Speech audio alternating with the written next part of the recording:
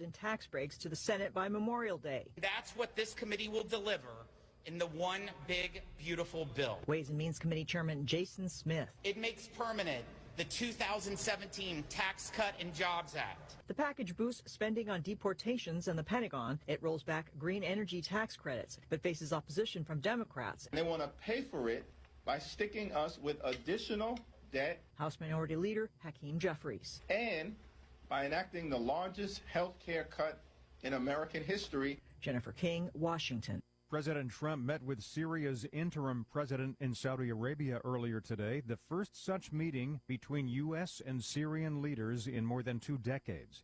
The BBC's Lise Doucette says the Trump administration's announcement to lift sanctions is a huge deal for Syria. You cannot measure the impact of this web of multi-layered sanctions imposed over many years, which have strangled the economy in Syria. This moment, this gesture by President Trump in announcing here in Riyadh, the president made it clear that it was under the pressure and the encouraging of Mohammed bin Salman of Saudi Arabia and the Turkish President Recep Tayyip Erdogan, who persuaded President Trump, who initially, after the fall of the decades-old dictatorship in Syria, he had no interest in Syria. It's going to be feeling more like summer than spring in a large portion of the U.S. The National Weather Service is urging residents from the Dakotas to Texas and other parts of the South to use caution during sweltering heat this week. More at townhall.com. If you're living with pain, see how Relief Factor can help. My back got injured very bad. I was off work for about a year. I heard about Relief Factor from my wife. I took it every day, 3 times a day for 3 weeks. Look at her and I said, the pain is gone. And she said, I'm glad it helped. I said, no, you don't understand. It's gone. Fight pain naturally with Relief Factor. Go to ReliefFactor.com and get your 3-week quick start today. Only $19.95. Why'd I go to the doctor? One day at the firehouse, I was so lightheaded I could barely stand. Even my crew noticed. Getting checked out was the right call. Turns out I have atrial fibrillation, which increases the risk of stroke about 5 times. Symptoms like irregular heartbeat, heart racing, chest pain, shortness of breath, fatigue, or lightheadedness can come and go. But if it's AFib, the risk of stroke remains. If you have symptoms, contact a doctor. I'm so glad I did. Visit NoTimeToWait.com, sponsored by Bristol-Myers Squibb and Pfizer. The cost of home insurance is going up in post-wildfire California. California's top insurance regulator has approved a home insurance rate hike. Insurance Commissioner Ricardo Lara says State Farm can raise premiums by 17% for all its customers in the state to help the insurer rebuild its capital following January's wildfires in Los Angeles. State Farm has argued the emergency rate hikes are needed to avoid what it describes as a dire financial crisis that could force it to drop more California homeowner policies. State Farm has agreed to halt non-renewals through the end of this year. I'm Ben Thomas. Democrats are deeply pessimistic about the future of their party, according to a new AP NORC poll. The level of optimism is down sharply from last July. The survey also finds neither major political party is viewed favorably by the majority of American adults. News and analysis at townhall.com. Pink slips are being handed out at one of the country's biggest tech companies. Microsoft now says that it is laying off nearly 3% of its entire workforce, or about 6,000 people. Microsoft says the layoffs will be across all levels and geographies, but will focus on reducing the number of managers. The layoffs are expected to hit across all parts of Microsoft's business, including the career networking site LinkedIn and the video game platform Xbox. The last big round of layoffs occurred in 2023, with about 5% of the workforce cut as tech companies scaled back from their pandemic-era expansions. I'm Lisa Dwyer. U.S. chipmaker NVIDIA will partner with a Saudi startup and ship 18,000 chips to the Middle East nation. Saudi Arabia has been working to develop its AI capacity and strengthen its cloud computing infrastructure. More on these stories at townhall.com.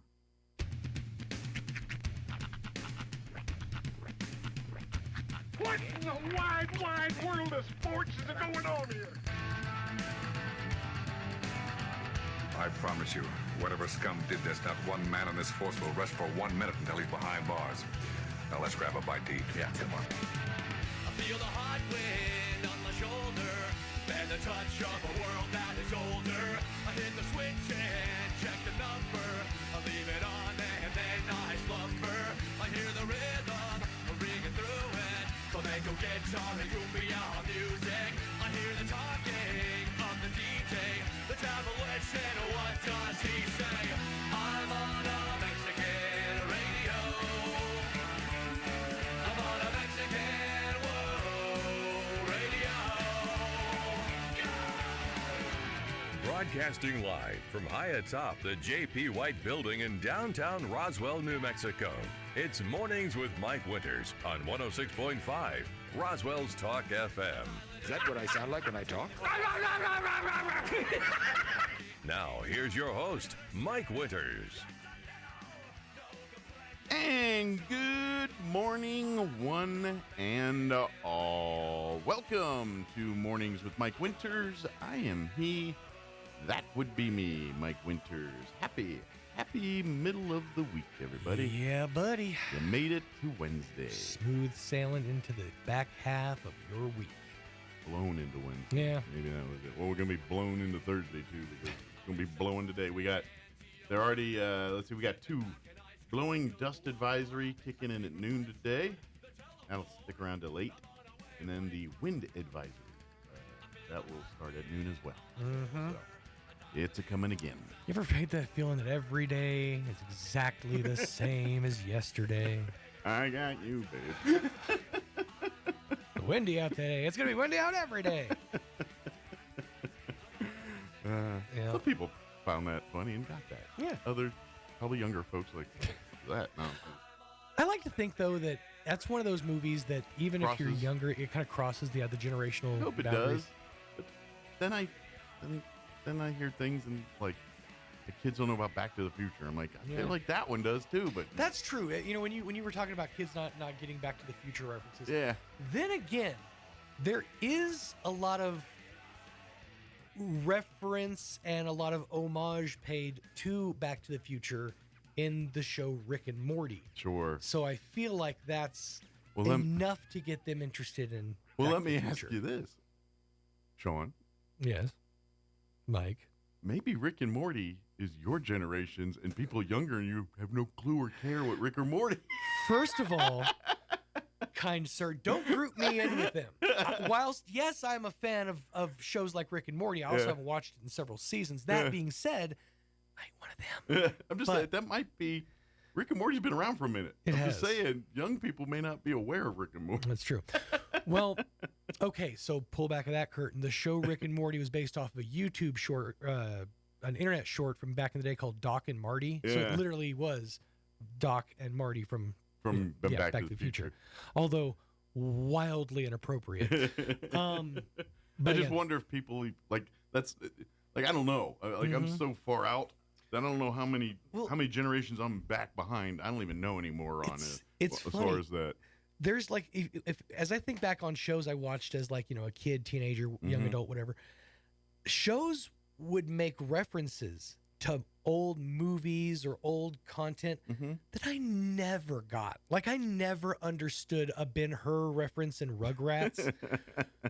But then I get older, I'm like, oh, that's for you people. That's for the grown-ups. So that while they're sitting there having to suffer through watching Rugrats with their kids, that's right, they get a Ben-Hur reference somewhere in there. I thought the very first Shrek movie especially, was very much in that vein. Yeah, oh yeah, very referential, especially with a lot of the, you know, the fairy tale characters, the, you know, the Pinocchio of it all. And now Seth MacFarlane's made a living of it. So absolutely. Honestly, half of the like 70s and 80s TV shows and movies that I know now, I know because of Family Guy references. Right. Just to get the joke, I had to go look it up, and then I found out about it. So I'm old enough to remember most of them.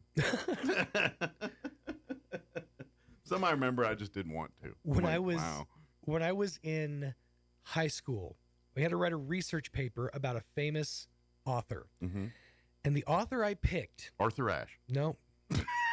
Eudora Welty. Okay. Making an author joke. But I only picked Eudora Welty because of a joke in an episode of The Simpsons. Because in the episode where the critic shows up on The Simpsons, she's the only person who can out-belch the critic, out-burp. It was just one funny throwaway joke in The Simpsons. I had to write a whole friggin' research paper about this author I didn't honestly care about. Wasn't that exciting? It wasn't exciting as Family Guy made it out to be. Not nearly Simpsons, but not nearly. Or Simpsons. Yeah. I understand. Don't forget tomorrow. Yes, the busy times. We kick off high school baseball and softball state tournament action. Long ball palooza. Yes, we will have a bevy of three. We will have 3 games for you a plethora of 3 games on the docket tomorrow. It is a plethora, in our world. A veritable cornucopia. Yeah. 3 games. All right, it's just a trio, but we got them. 11 o'clock tomorrow morning. We will start off the frivolities with the Goddard softball team. They're a 5 seed. They're in the consolation bracket as they fell in the first round last week here. So they're going to take on St. Pius, the 12 seed, at 11 a.m. tomorrow. St. Pius the 12th. Yes. St. Pius, the 10th, 12th seed. Some old pope's just going to show up and take them on in baseball. They are the XII seed. But anyway, Kelly McDowell's going to call that game for us at 11 o'clock right here on the radio. At 12:30, the Goddard Rocket baseball team, they're a 12 seed. They defeated Los Alamos in 2 last week, taking on the 13th seed Chaparral, who defeated the 4 seed in 3. So that's going to be an interesting matchup. Now, that game starts at 12:30. I don't think softball is going to be done by 12:30. We're going to carry the softball game to its entirety, and then we're going to join in progress the Goddard baseball game. Henry Villarreal, of course, Henry's been calling for Goddard all year. He's going to be calling that game for us at 12:30. But like I said, we're going to join it in progress, so you might miss the first inning or 2 of the baseball game. Which is historically the most exciting part of the game. Yeah, almost as exciting as the coin toss. It's not even in baseball. Anyway, but we'll pick it up at the conclusion of the softball game. And then at 7 p.m. tomorrow evening, the NMMI Colt baseball team is the 1 seed. They're going to be taking on the 9 seed in the quarterfinals against Sandia Prep. Henry is going to call that game for us, too. So we'll have all 3 of those games right here on 106.5 Roswell's Talk FM. We will have audio only of all 3 games. Yep. There'll be a Coyote channel a Rocket channel for the Goddard games, the NMMI channel for the NMI baseball game. On Friday, now this is where it gets a lot of what ifs. We could have a bevy of games or we could have no games, depending on how Thursday goes. But potentially, if Goddard softball wins at 11 on tomorrow, then they will play again at 9 a.m. tomorrow morning against either the 2 seed Artesia or the 3 seed Lovington, depending on who falls in that matchup that they're going to be playing on Thursday. Then at 11, if they win that game at 9, the softball team will play right again back-to-back at 11. And then at 12:30, we're going to do the same thing here. If Goddard softball's playing at 11, at 12:30, Goddard baseball, if they win on Thursday, will play either the number 1 seed Artesia or the number 9 seed Hope Christian, depending on that outcome on Thursday. So that'll be at 12:30. If Goddard softball's playing that day, we'll join it in progress. If not, we'll have it for you at 12:30. And then if Goddard softball won at 11, they will play at 1. We will not be able to carry that one for you because we'll be doing baseball. Unless Goddard loses tomorrow, the baseball team, then we'll have time. So, again, this is a lot of what-ifs. And then finally, at 3:30, we will have NMMI, if they win on Thursday, taking on the 4 seed St. Michael's or the 5 seed West Las Vegas. Henry will call that game for you. So all the softball action, Kelly's on it, and then all the baseball action, Henry's going to call for us here. But it'll all start tomorrow morning beginning at 11 a.m. Boy, howdy. That's a whole lot of games and a whole lot of what-ifs. Yeah, like all we know for sure is those games on Thursday. Those 3 are going to happen. Right. How Friday shapes up depends on how those 3 games on Thursday happen. So, and I'm, to be honest, it's like, you look at like Goddard baseball, that's a 12-13. And you're like, well, 12, 13. But both teams defeated higher seeds. Yeah. The 13th seed beat a 4 seed. The 12th seed beat a 5 seed. So that's like two Cinderellas, or two underdogs taking on each other. Yeah. Battle of the could be anybody's. But this is the fun of the playoffs, man. Right. And Goddard, unfortunately, with the softball team, and that's the bear that is the softball playoffs, is if you lose in that early round of those playoffs, and that you've got a gauntlet to get back to get to the championship game. That's why, like you said, Friday will be Goddard softball's gauntlet if they win on Thursday, because they're going to have to play potentially 3 games on Friday. So that's the way it's looking. Bring yo A game, boys. Yes. All right, let me give you the rundown for today's show. We do have a full schedule for you today. We're going to start here with folks from the city joining us here for planning and zoning, talking about the big master plan comprehensive. This week, we had Meredith on and Carlos earlier in the week talking about, they had the kickoff of it at the library here on Monday. And today and tomorrow, they're going to have kind of like open forum hours at the library. If you've got things you want to, ideas, things you want to hit to incorporate into the master plan, basically they're going to have like open office hours at the library today and tomorrow for you to come by and discuss those, submit all your input and stuff like that. So, now's the time. If you've got grapes, bring them. There you go. Or ideas. Sure, same thing. Complaints. Everybody's got complaints. Bring ideas. Like sometimes they can be interwoven. I know. Complaints lead to ideas. This is why Facebook sucks. Everyone's got complaints, and no one's got ideas. Fine, bring your solutions. How about that? But anyway, so we're gonna have them join us here in just a bit. Talk a little bit about that. In the 8 o'clock hour, about 8:15, Brian Luck, superintendent for the Roswell Independent School District, scheduled to join us, give us the lowdown for their last board meeting. And, of course, we are in that sweet time where everyone's transitioning to graduate or move on to the next grade. Tis a busy time. Summer. Yeah, so we'll talk all the updates on that, too. And then in the 9 o'clock hour, about 9:15, Elliot Rodriguez with Loan Depot will pop in for his monthly visit, give us an update on just what's going on in his world, and as usual, giving folks advice on, what to do and how to get qualified and all that good stuff. So we'll talk with him in the 9 o'clock hour. Nope. Plus, we'll have all the newses of the local and the national variety, Wall Street business updates, and whatever else we can come up with for today's show. Other stuff. But first, your weather. If you like the hot and windy, you got another day. Enjoy it.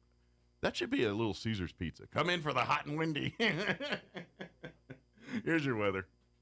I'm meteorologist Steve Hamilton with your Pecos Valley weather. Mix of sunshine and clouds today, but the big deal will be the gusty wind. Watch out for some blowing dust across the roadways.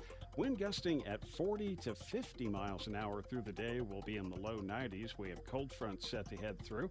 We'll get some clouds for the overnight hours, upper 50s to low 60s, and still pretty windy. Slightly cooler on Thursday, mostly sunny, upper 80s. I'm meteorologist Steve Hamilton, and that's your latest forecast. Thank you, Steve. Currently 67 degrees and fair here in Roswell. Humidity is at 30%. Winds currently out of the southwest at 9 miles per hour. That will change. As I mentioned earlier, we have a blowing dust advisory that is going to kick in at noon today through 8 p.m. this evening. Wind advisory as well, kicking in at noon and ending at 8 p.m. as well. For today, expect widespread blowing dust for this afternoon. Partly cloudy, 89 for a high today, so just skirting 90. Winds will be blowing out of the southwest, early 10 to 20. As the day progresses, those winds will increase 25 to 35. However, we could see wind gusts as high as 50 miles per hour today, so yeah, it's going to be a blowing. Tonight, more areas of blowing dust before 9 p.m., mostly cloudy. Overnight low of 59 degrees. Winds will be out of the southwest, 25 to 35, gusting as high as 45 miles per hour. After midnight, those winds should drop down 10 to 20 miles per hour. For your Thursday, we are looking at partly cloudy skies.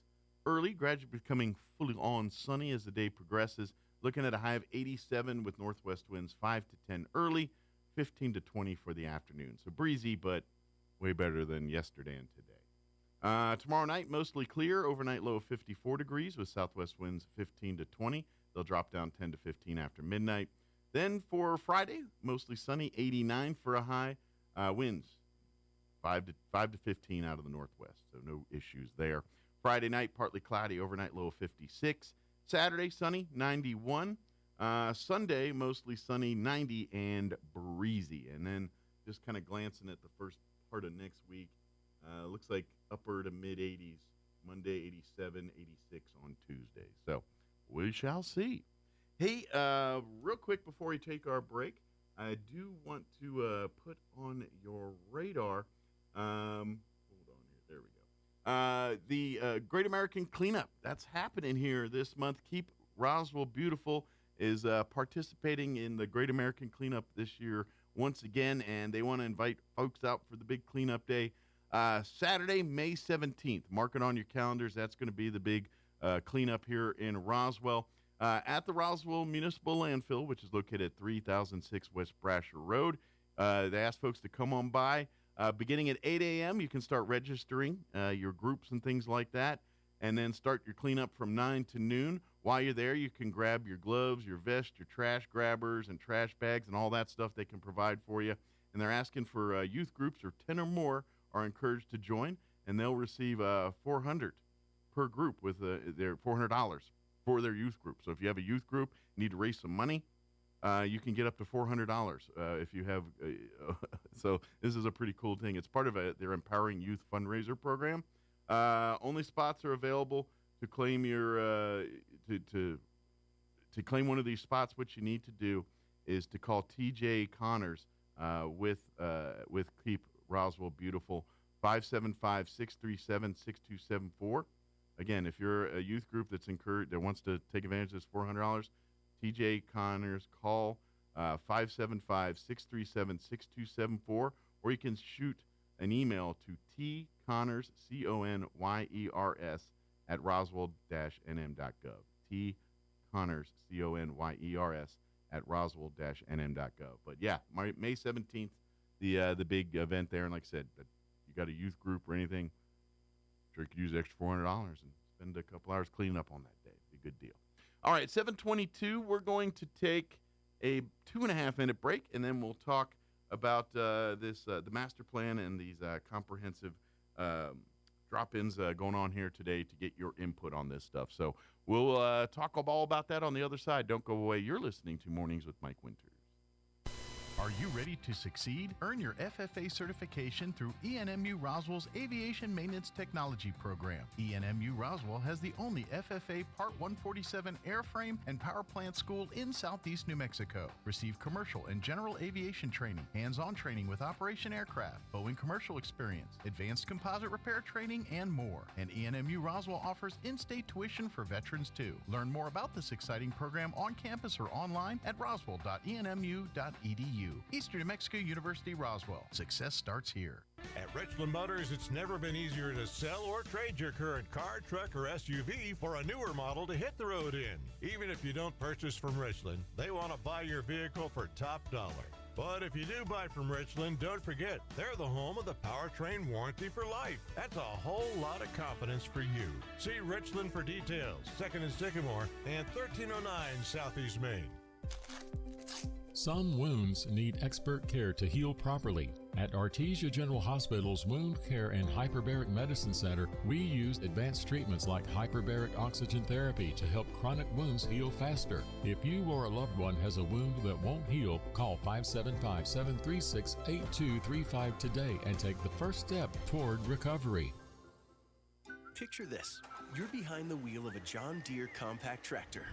You're effortlessly breaking ground, moving piles of rocks just by moving a lever, and enjoying the sun as you clear brush across your pasture. We could keep trying to put you in the moment, but to really understand what this feels like, you just have to get in the seat. Stop by Pecos Valley Equipment in Artesia and Roswell, or visit us online at pecosvalleyequipment.com. Check out some of the Markdown Madness specials you'll find this week at your local Farmers Country Market. 30-count variety packs of Capri Sun are $7.98 each, and boxes of Kraft Original Mac and Cheese are 5 for $5. In produce, Farm Fresh Super Select cucumbers are 3 for $1, and 5-count bags of Haas avocados are $2.99 each. In the meat department, family packs of boneless beef top sirloin steaks are $6.99 a pound, and family packs of bone-in sirloin cut pork chops are $1.49 a pound. These are just some of the Markdown Madness bargains you'll find this week at your local Farmers Country Market. You can't hunt camels in Arizona, but you can buy them. They go for about $10 a pack. Here's Mike Winters. And good morning. It is 25 minutes after 7 o'clock, and joining us in studio this morning from the city of Roswell, Meredith Hildreth back with us this morning. Good morning. Good morning, Mike. Thank you for having us on. Always a pleasure to have you on. And then Jason King, who's also with the consulting firm that is working with the city of Roswell here to get this whole master plan not only to concept but to fruition here. So good morning. Good morning. Thanks for having us, Mike. So it's a busy week. For folks that missed our discussion Monday, this kind of kicked off the week of really trying to get the input from the community of Roswell on these kind of next phases as we're putting together the master plan here. And obviously, the city and a lot of people have a lot of thoughts on what's needed, what directions we need to go, and things like that. But again, it's all the people in the building. It's the city. We really want that feedback from the public. And we definitely do want feedback from the public. So we have lots of opportunities for that. Yeah, and so this week's kind of a kickoff for like a full court press for that right now. And yes. If you hopefully some of you got to be a part of the meeting at the library on Monday this week and kind of get some more information. But if you missed that, you really have 2 more opportunities today and tomorrow to get your input here. And so, Jason, this is where I guess tell folks about what kind of information we're looking for here. What's it's not stuff like fix my pothole. This is big picture kind of stuff here. Sure, that's right. Yeah, the comprehensive plan is that. It's comprehensive. It's about every aspect of city life. It's about buildings and public spaces and streets. Right. And so we all have experience of buildings, public spaces, and streets, and so everybody's got something to contribute. Sure. I'm an out-of-town consultant, which means I rely on the information that we get from people. Sure. And we take their ideas and we turn them into the formal plan. Sure. Well, and can we look at it this way as like, look, you guys can look at statistics and do all that. Like, you can form, okay, we need to widen roads here because of the traffic. And that kind of stuff, you guys... The kind of stuff you're looking for is the creamy middle. What gives Roswell its character, its soul, I guess you could say. And so, yeah, look, we can do, but so some of this is like, how does that incorporate into the infrastructure?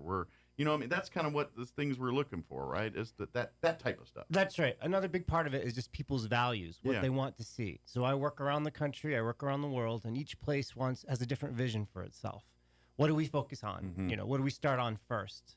I can't tell you that. I need to be told. And then, as a technical expert, I help supply the ideas that make that vision a reality. Gotcha.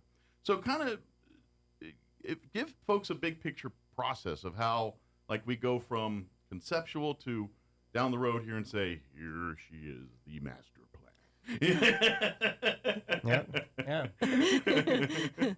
Yeah, so it involves public input, of course. The community needs to come out and tell us what you'd like to see in Roswell. Not just what you would like, but what you would love. And don't worry about the how or the how much. Right. But what would you love? Would you love another playground? It's like a dream sheet almost. Here. Yeah. Because the Parks and Recreation, our sub-meeting is today. Mm-hmm. And Economic Development sub-meeting is today. And one other sub-meeting today. Parks and Recreation, we talked about. And Economic Development, yep. And then we're also going to be working on transportation issues especially. Excellent. Okay. So, but like you said, it's your chance to kind of, like, if you've been living in this neighborhood, they should put a park over there or whatever. This is the kind of stuff we're Or we'd like more street trees, or we would like this area to be cleaned up. Yeah, or sidewalks or something. Or we would like a neighborhood plan for this neighborhood. Gotcha. So those really kind of taking the broad that you guys have and getting surgical with it in the neighborhood to neighborhood. What would people specifically like? Yeah.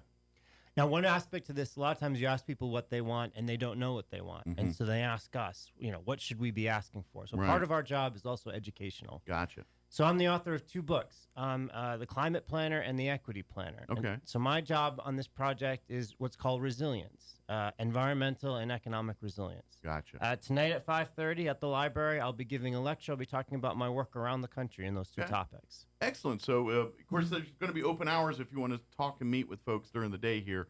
But you might want to maybe after you get off work or something, come by and hear Jason kind of get more details and give you give you a bigger picture of what the end game here. And that's from 5:30 to 7 tonight at the public library. Okay. Now, is this kind of a come and go, or it'd be best behoove you to be there at 5:30 to catch the whole thing, or? Yeah, at 5:30, we start to informal conversations. There's exercises around the room to get people's input. Okay. Let's say 6 o'clock, the show starts. Okay. And, at 6 o'clock, there'll be a presentation, and we'll be Gotcha. talking about, so on a lot of people's minds, of course, is the flood, Mhm. right? So we've got a team of engineers working on solutions. So the next 100-year flood, which could come at any time nowadays, will do less damage and cost less and be less traumatic. Mhm. So that's one big part of what we'll be talking about tonight. Preparing for the worst and hoping And they for have the some best. design. Yeah, that's right. They have some design concepts already that they've come up with. Yeah. Well, and this is the weirdness that is this area. We live in the middle of the desert, and the last people thinking about floods. But we have the dam. There are people that were here in town running the show long before here and had some good ideas about the dams. And to be honest, they probably learned from the last time we had the 100-year flood. Go to the historical society. I bet you could find. I bet if you look in different. Here's the 100-year flood from the 20s. Here's the 100-year flood. You know what I mean? Mhm. And so we're having less of those. But this is how, they formulate that kind of stuff. Now, back then, it was probably a little lower tech than today's way we do this kind of stuff. But really, that's what this is. We're learning from lessons, and how do we improve upon those lessons? And like you said, Yeah. the flooding one's a big one this particular time, but it's even more than that, too. An interesting thing that is occurring through these meetings and people coming in to engage with the consultants to give their input in our open studio is that people are talking about the same things, but they don't know that each other exists or have what ideas each other have. Sure. So this process is also connecting dots and Sure. connecting resources and people. Consolidating, so we don't have 12 people doing the same 12 things, and we can get 12 people doing in 12 different. Or able to figure out how to work with each other. Sure, absolutely. Yeah. Yeah, and that's it. And this is the beauty of this too. Is sure. There's some people are going to be very, adamant about what they want to see, and then others are going to be a little more passive in things. And this is the time. It's the group discussion. It's the chance to say, hey, and to be honest, be a little passionate. These are the things that are important to you. It's the speak now or forever hold your peace kind of moment here. It's like, if you really want to see impact and you want to see these growth in this direction or opportunities in this direction, this is kind of your pulpit to get your opinion to the people that actually have the abilities to do the things you're asking for. Right. And that's what really, in a nutshell, this is what this week's about. If we don't know what the public wants, Sure. then we can't plan for it. Absolutely. So this is a very collaborative process. Absolutely. So tonight, on tomorrow, is it tonight? I'm sorry. Tonight. Tonight at 5:30, come and do, if you want to hear Jason talk more, and I think it sounds like everyone should hear, but if you really want to, it'll be 5:30 night. So during that time, too, you can get your process and things and talk about it here. Also, but they're going to have the open studio here from 9 to 7. So if you're not available tonight because of work or church or whatever you got going on, then you can at least come by anytime between 9 and 7. Open, fill out, talk, express, whatever, get your opinions to folks too if your schedule's a little narrow. And that's in the Community Development Department Yes. at 500 North Main Street, Yeah. Suite 100. We're in the SunWest Center, the city's Community Development Department, where the old Bank of America used to be. Yeah, and that'll be today and tomorrow. Yes. Those hours here. Yes, all day. And then tomorrow there's going to be another library session from 5:30 to 7. Are you hosting on that one too as well, Jason? I'm part of that, yeah. Okay. So tomorrow night is what's called our work in progress presentation, Okay. where we're going to say this is what we heard through the week.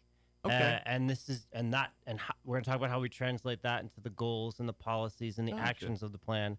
Essentially, it's an unveiling of the work that we've been doing. Gotcha. So that's kind of so you're gathering data all here up through tomorrow, or today actually, and then here Thursday we kind of say, ta-da, this is kind of what we're seeing. This is the direction we're going. This is kind of the input we're getting from the community. That's right. Kind of thing. Okay. So, for instance, one part of resilience is economic resilience. We talked to the downtown advocates. We talked to the business owners in the downtown. They gave us their ideas, and we'll be talking about how that translates into public policy and also physical solutions. Sure. How do streets change? How do buildings change? How do public spaces change? Gotcha.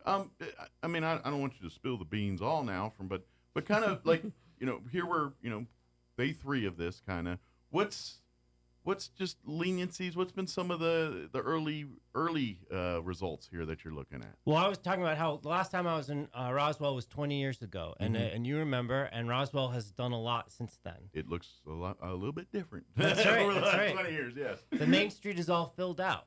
Where there is a vacant building, there's a plan for something to happen, and and that wasn't the case 20 years ago. Sure. There's a lot more alien art, which is also very cool. But Roswell's reached a certain point. Over the 50,000 people, a city is in a transformative spot. We're talking about how it can't just be one main street anymore. How the downtown needs to be more than just one street. It needs to be a series of blocks with a walkable mixed-use fabric, multi-story mixed-use buildings. So we're talking about how we unlock the development potential and turn downtown, restore it in a lot of ways, if you look at the old pictures. And so that's one thing. We'll be talking about the downtown of the future.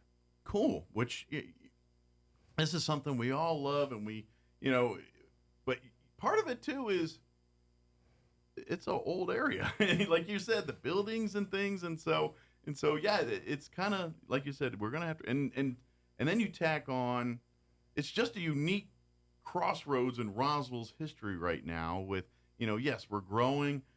But now we're about to take on a second, let's face it, international level event in a town of 50,000. This is bananas. I mean, you don't hear of this in most places. I mean, this comprehensive master plan is timely. This is exactly because this is what's got to, our sleepy little hollow that's internationally known is about to get a bigger party dress. And it's really... we got to get ready, and and this is your input. What do you want to see? What do you want to? we want the growth to happen without the clustering to happen, without the problems that come with growth. I mean, we're going to all have that. There's always that. But how do we manage that? How do we mitigate some of that? How do we plan ahead so no one gets bottlenecked going from one end of town to the other because we're 3 times the size we used to be? How do we avoid that from happening? And that's kind of where we're at right now. Those are the kind of things we're talking about here. So that's right. So there's a lot of energy and investment coming. Absolutely. And so you got to channel that into something positive. One thing Roswell has that everyone wants in the country has a small town feel, right? There's not very much traffic. You have everything you need, but there's not a glut of stuff. People know each other.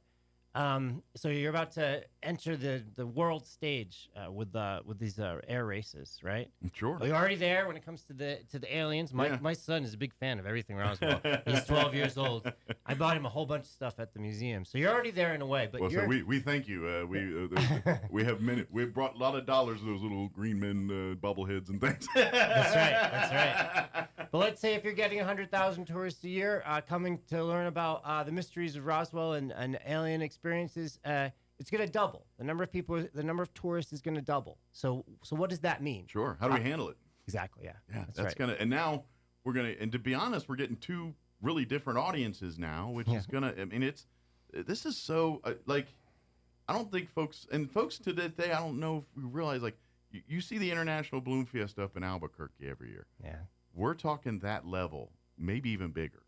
With the Reno Air Races or the National Champion. I gotta stop saying that. National Championship Air Races. I gotta retrain my brain on that. That's right. But and so this is why your input's needed. Come listen to Jason tonight, beginning at 5:30. Let's hear and see, because we all know this is coming. I know a lot of people are kind of, because I've already heard it walking around town. We're not going to be ready for it, and you know what? We probably are gonna learn a lot of lessons here in the fall. But that's the growing pains of it. And as we grow, how can we do that sustainably? Yeah, and get better each year, and this is all part of it. And enhance the community, not only the physical aspects of the community, but the economic aspects of the community as well. Yeah, absolutely. Before we gonna go, I do, because when if we throw in the air race stuff and thing, one of the things is that everyone's saying is access to amenities, restaurants, hotels, things like that. This is part of that, incorporating the space. Where do we put these things and how they're going? And that's, this is all part of that too, right? Right, Jason? Yeah, absolutely. So urban planning is about investments in infrastructure, education, and quality of life. Mm-hmm. So the quality of life, how do you make sure that you're building an economy that's not just for the tourists, sure, but also works for the people who have been here for a long time, who have been here through difficult times and tough times. Mm-hmm. If it's a time of new prosperity, how do we make sure that that the people who are living here enjoy that, and that Roswell continues to be the place people want it to be? Well, you make a good point there, where that, as people that from southeast New Mexico know, and being in an oil and gas community, there are many towns, particularly south of us, that are very boom or bust times. When the oil's good, those places are hopping, but when it's bad, it's bad. Roswell, because we are a little diverse in what makes this city go, we don't get as impacted by those. And that's kind of where we want to continue that. We don't want it to turn it, well, great, this place is hopping in September and July, but it's a ghost town the other 10 months of the year. We don't want that. So how do we make it an even keel where when we do have the upticks in July and September, they're not big drop-offs there, and it's more even keel. So that's all part of the mix here, right? Absolutely, yeah. So what you're talking about now is sort of diversifying the economy. Yeah. You don't want to be a town that only offers one thing or is dependent on one thing. Sure. So that it's a kind of maturation. So as Meredith was saying, you're physically going to change, but how socially and economically do you want to change as well, and become more resilient? Sure.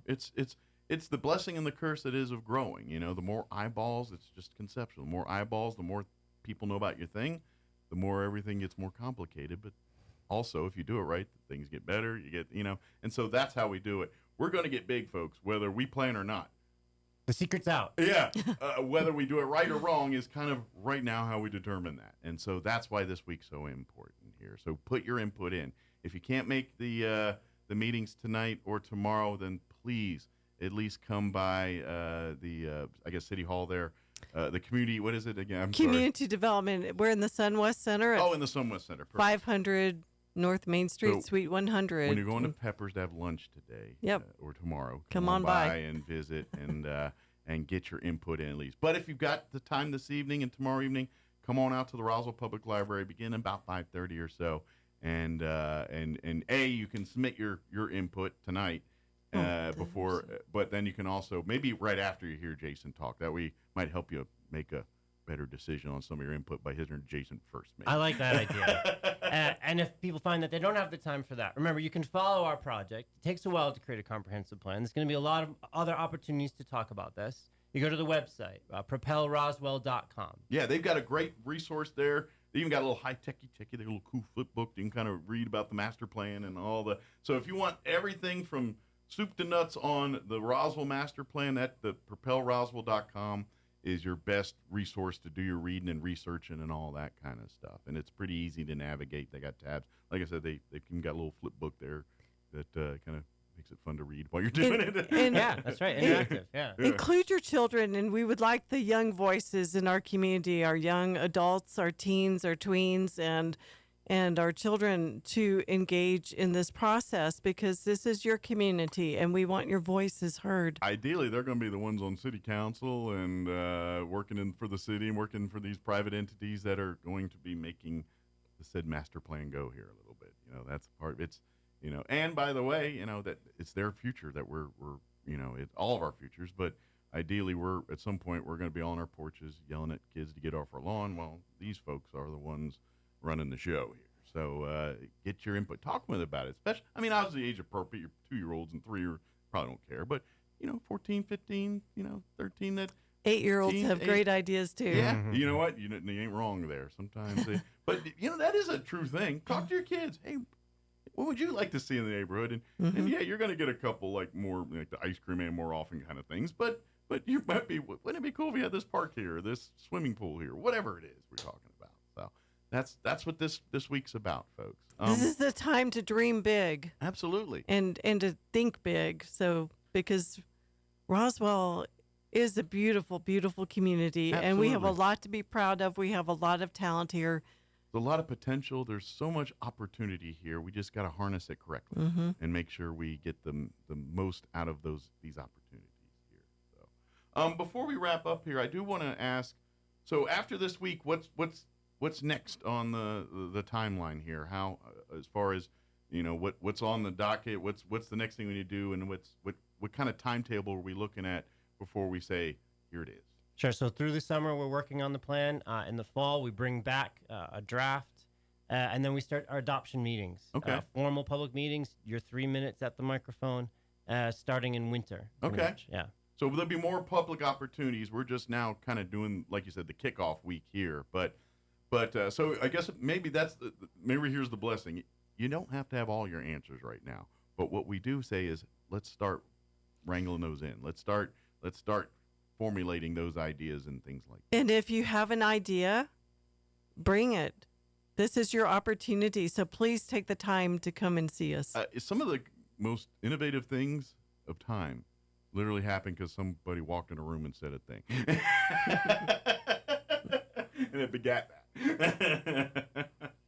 Again, if you have any questions about anything we're talking about here, your best resource is propelroswell.com. Just like Propel the fitness water or whatever, spell it that way, roswell.com. It's like propeller, but without the water's named after the word propel, by the way. Never mind. Young folks. But please go there. Like I said, there's all kinds of resources, information, everything you need to know about that. And of course, make a point if you've got time. Join us at the Roswell Public Library tonight, beginning at 5:30, and then come back tomorrow night at 5:30. Hear Jason King tonight give kind of his expertise, the rundown, the good. Well, this is what we're doing. This is how it works. This is everything. Kind of give you a good clear picture of what we're trying to do here and what we're envisioning from this. And then come out tomorrow to kind of hear the feedback, hear kind of what the results, hear what your fellow residents and community members are thinking right now, and then now we go to the next level. See, all right, let's whittle it down some more. Let's filter it out. Let's start taking the magical to the practical here, that's really kind of what we're doing, right? Is like making it that way. So, is there any information, anything that Jason or Meredith that you guys wanted to get out there that I just kind of skipped over, spaced over? I would just say that it's not all the time that a city opens up the book and changes the rules or comes up with a new vision. So this is something that only happens once every 5 or 10 years. Gotcha.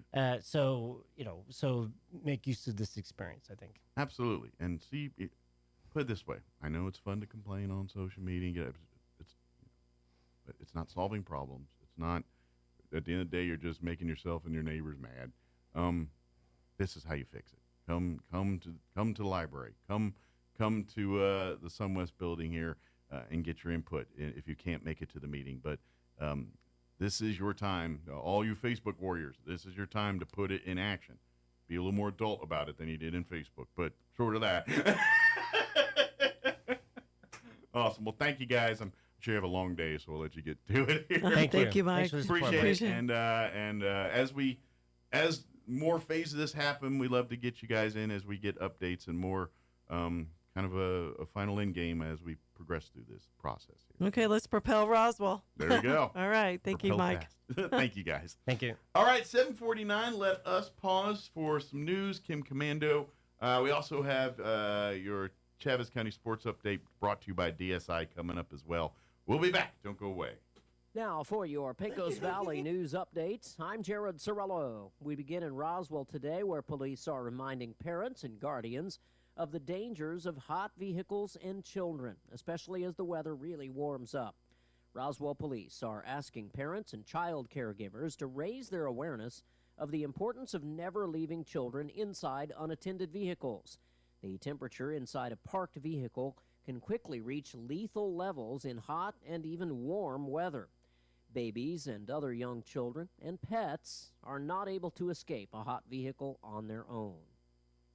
Measles now reported in 5 New Mexico counties, and the total number of cases now stands at 71 here. State officials from the health department say the vast majority of cases remains concentrated here in southeast New Mexico. But now 2 cases are identified in Doña Ana County. Other counties are Curry, Chavez, Eddy, and Lee. Lee County has the most cases with 64. 1 person has died there. You're up to date. I'm Jared Sorello.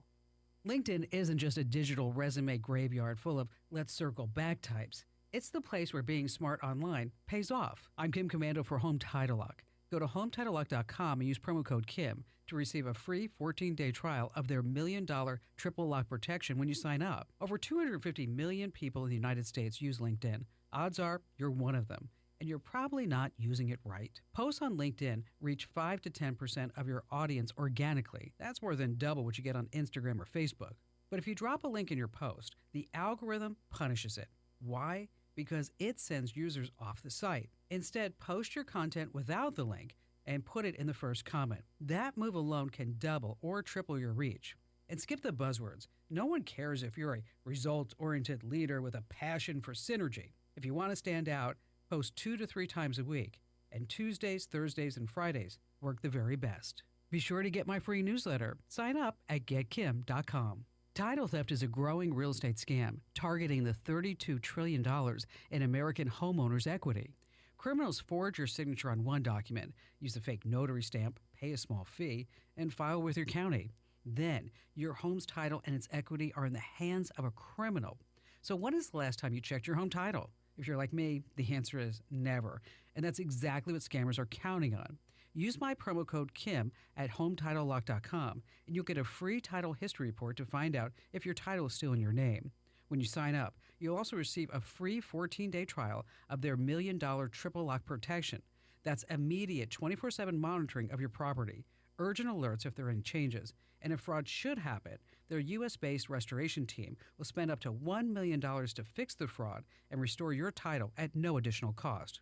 Your satisfaction is guaranteed, and you can cancel anytime.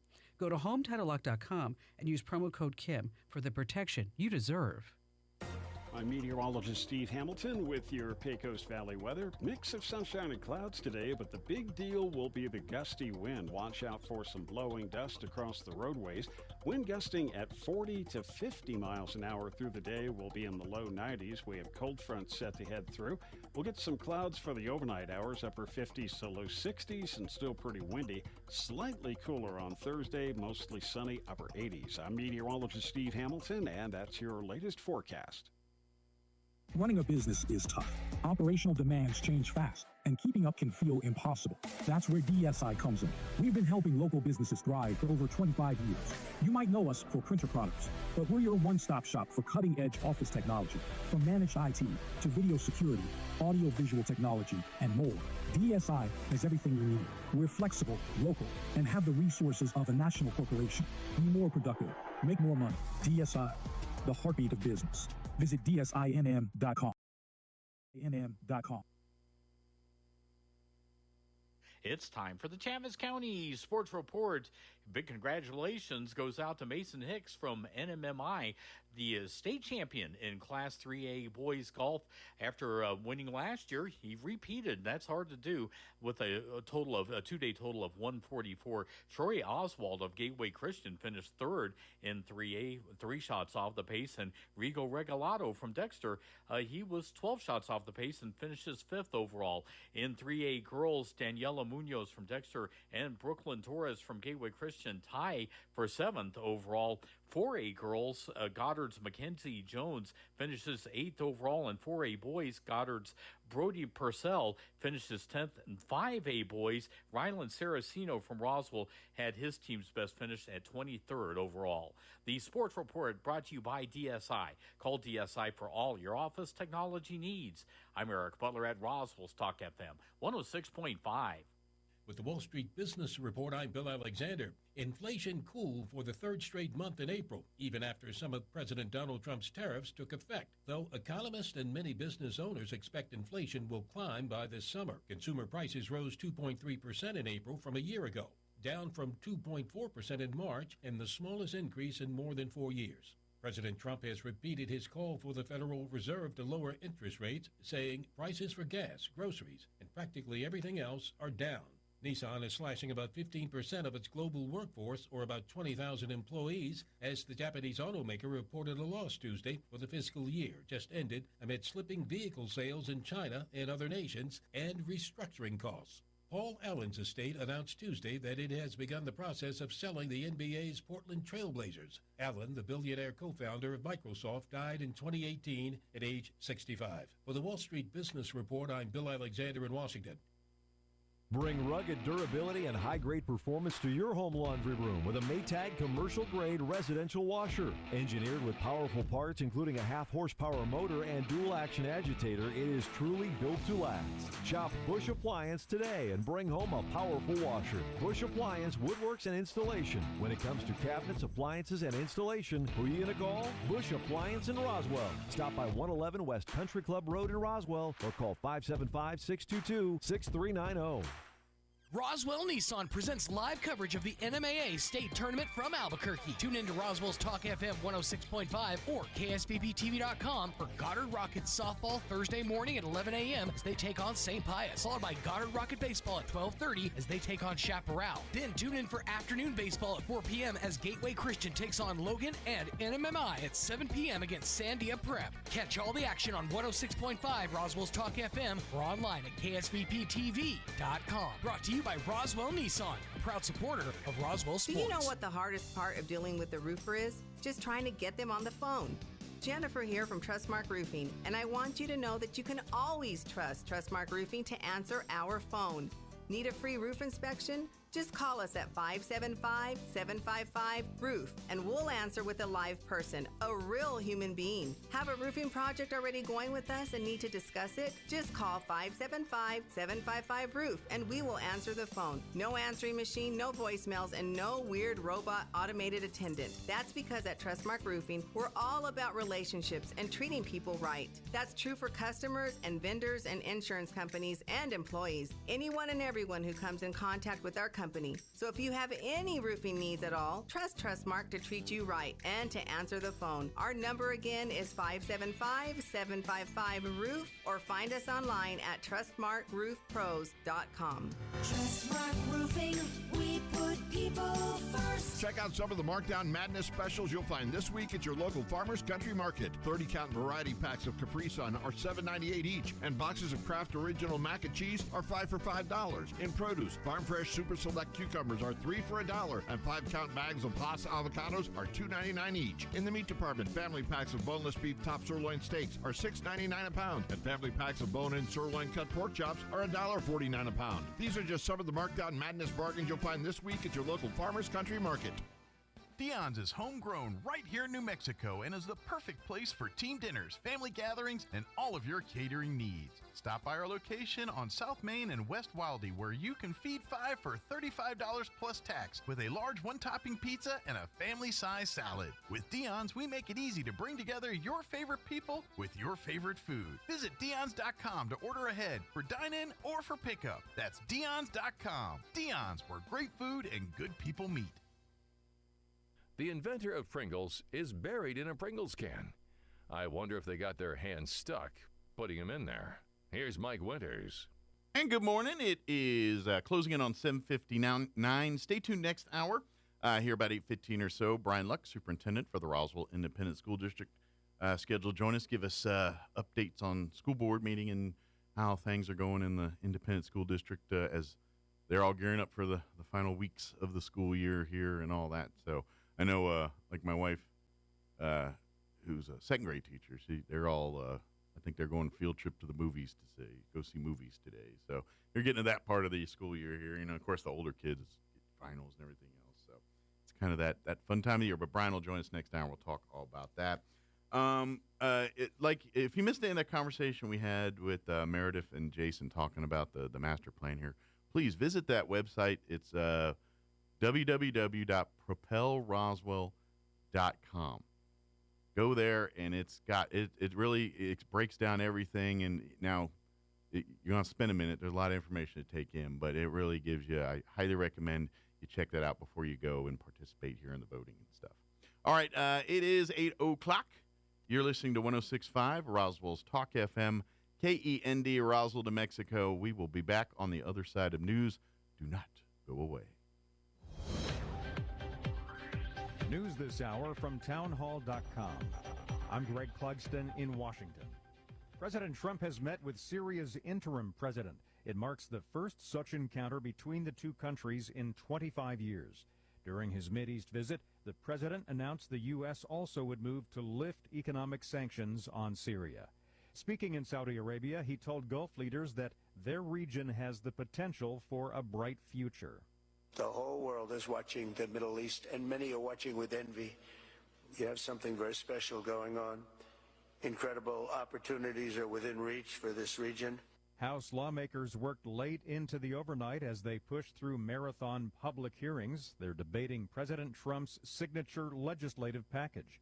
Over in the Senate, Majority Leader John Thune tells reporters they're working with the House and hope to have the bill soon. We know they have to get 218 votes, and so they're going to do what it takes to get it done in the House. And when it comes over here, we will be prepared for various contingencies, obviously one of which could be taking up the House bill and then offering a Senate substitute. But we'll see what ultimately they're able to get done. But House Democratic Leader Hakeem Jeffries says the GOP bill will be a disaster. House Republicans are trying to jam another GOP tax scam down the throats of the American people, where the overwhelming majority of the benefits will go to the wealthiest 1% in the United States of America. House Speaker Mike Johnson hopes to pass the legislative package by Memorial Day. Several dozen people were killed in northern Gaza overnight and early today in a series of Israeli airstrikes. The military action came a day after Hamas released an Israeli-American hostage in a deal brokered by the U.S. Early trading on Wall Street, the Dow up 43 points. More on these stories at townhall.com. Here's an important message from the Diabetes Solution Center. Do you like pricking your fingers to test your blood sugar levels? No one does, but it's important to maintain your health. And now, by wearing a small remote device called a continuous glucose monitor, or CGM, you don't need to prick your fingers anymore. It's easy to use and helps you make more accurate diabetes treatment decisions. If you are testing your blood sugar 3 or more times daily, injecting insulin, or using an insulin pump, call the Diabetes Solution Center right now. And if you have Medicare or most major insurance coverage, you may be able to get a new CGM at little to no out-of-pocket cost. Shipping is free, and we'll even bill your insurance company for you. If you are testing your blood sugar 3 or more times daily, injecting insulin, or using an insulin pump, call the Diabetes Solution Center right now to learn how to end the painful finger sticks and get your own continuous glucose monitor, or CGM, at little to no out-of-pocket cost. Major League Baseball makes a major announcement about two of the sport's most controversial figures. Pete Rose and shoeless Joe Jackson were reinstated by Baseball Commissioner Rob Manfred on Tuesday, making both eligible for the Sports Hall of Fame after their careers were tarnished by sports gambling scandals. Rose's permanent ban was lifted 8 months after his death and comes a day before the Cincinnati Reds will honor baseball's career hits leader with Pete Rose Night. Manfred announced that he was changing the league's policy on permanent ineligibility, saying bans would expire after death. It appears the earliest Rose or Jackson could be inducted would be in 2028. I'm Geffen Kuhlbaugh. Flooding in rural western Maryland has forced the evacuation of an elementary school as downtown homes and businesses were inundated with rising floodwaters in the town of Westernport. Mid-Atlantic states were drenched by heavy rains yesterday. News and analysis at townhall.com. The Episcopal Church's Migration Service is refusing to help resettle white South Africans granted refugee status. The Reverend Sean Rowe says their ministry feels giving white Afrikaners preferential treatment over others who have been waiting is wrong. We're sad that, and I'm really ashamed that many refugees who are being denied entrance to the United States are brave people who've worked alongside our military in Iraq and Afghanistan and now face danger in their home countries because of their service to our country, and that white South Africans have been fast-tracked. This doesn't make sense. It really doesn't align with our values as a church. The Trump administration admitted several dozen white South Africans this week, even as it limits refugee admissions for the rest of the world. South Africa denies that white minority Afrikaners are being persecuted. More at townhall.com.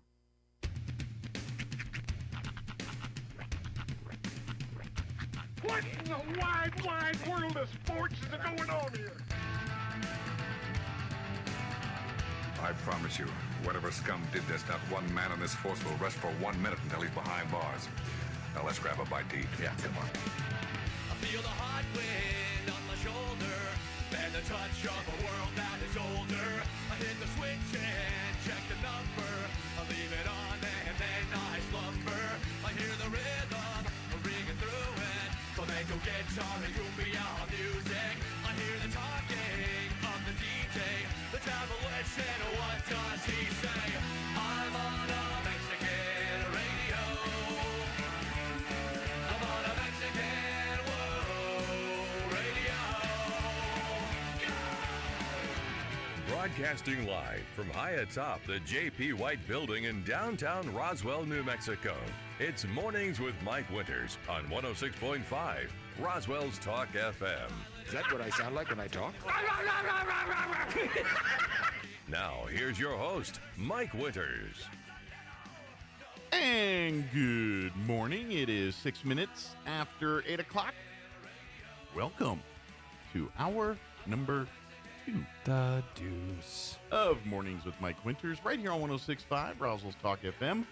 Happy Wednesday to you. Yes. At this point, your wife's a teacher. At this point, is she just like scrawling ones on the walls, just counting down the days? Oh yeah, it's very much. You know, I get the I only got 1 more week left or whatever. You know, she's always doing the countdown. Ansies? Yeah, she does the countdown every year. Yes, her and I'm sure many other teachers and students are ready for the summer break. Oh, yeah.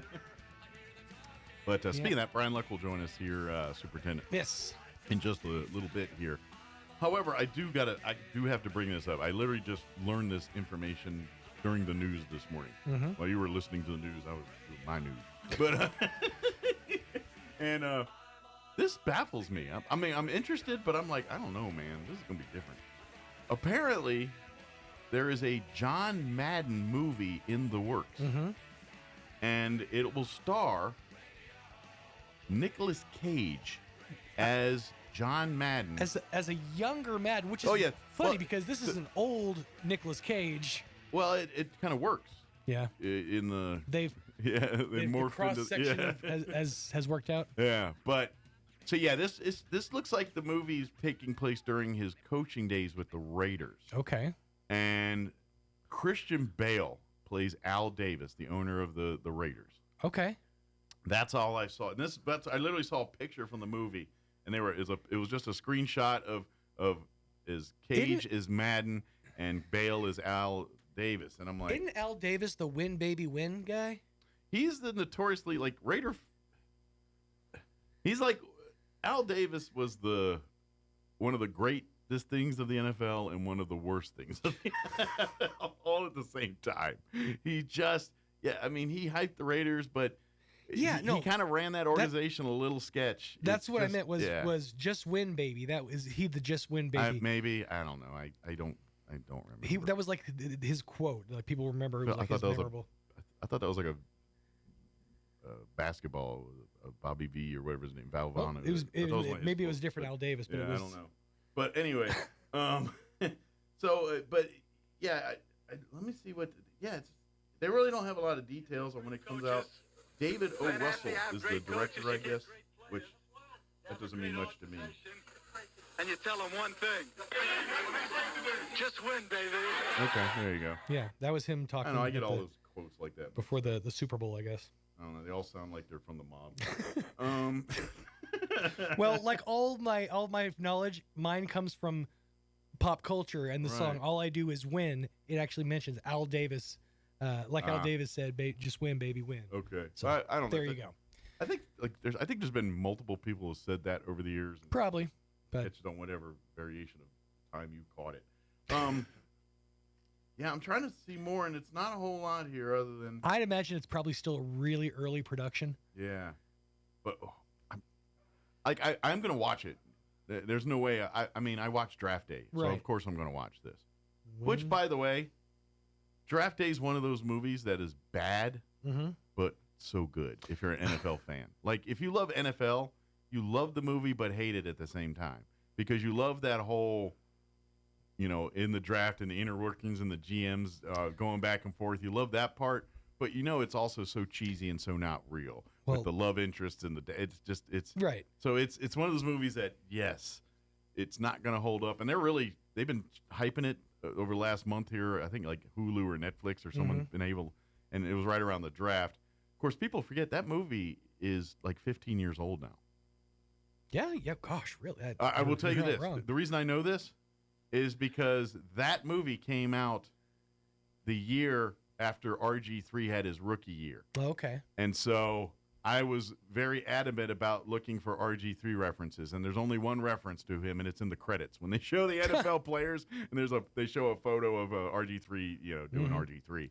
And doing his thing. That was pretty much it. So I know it was around 2012 when that came out. Well, I can tell you that this, from what I'm seeing, this is probably going to be based in 1977. Okay. It looks like when he won the Super Bowl. Well, it says the Raiders, coached by John Madden, won Super Bowl 11 on January 9th, 1977. Spoiler alert for the movie. Yeah. Defeating the Minnesota Vikings 32-14. Well, and we all know Madden for his broadcasting abilities, but if I remember correctly, he's the youngest coach at the time. I don't know if that's changed, but at the time to win the Super Bowl.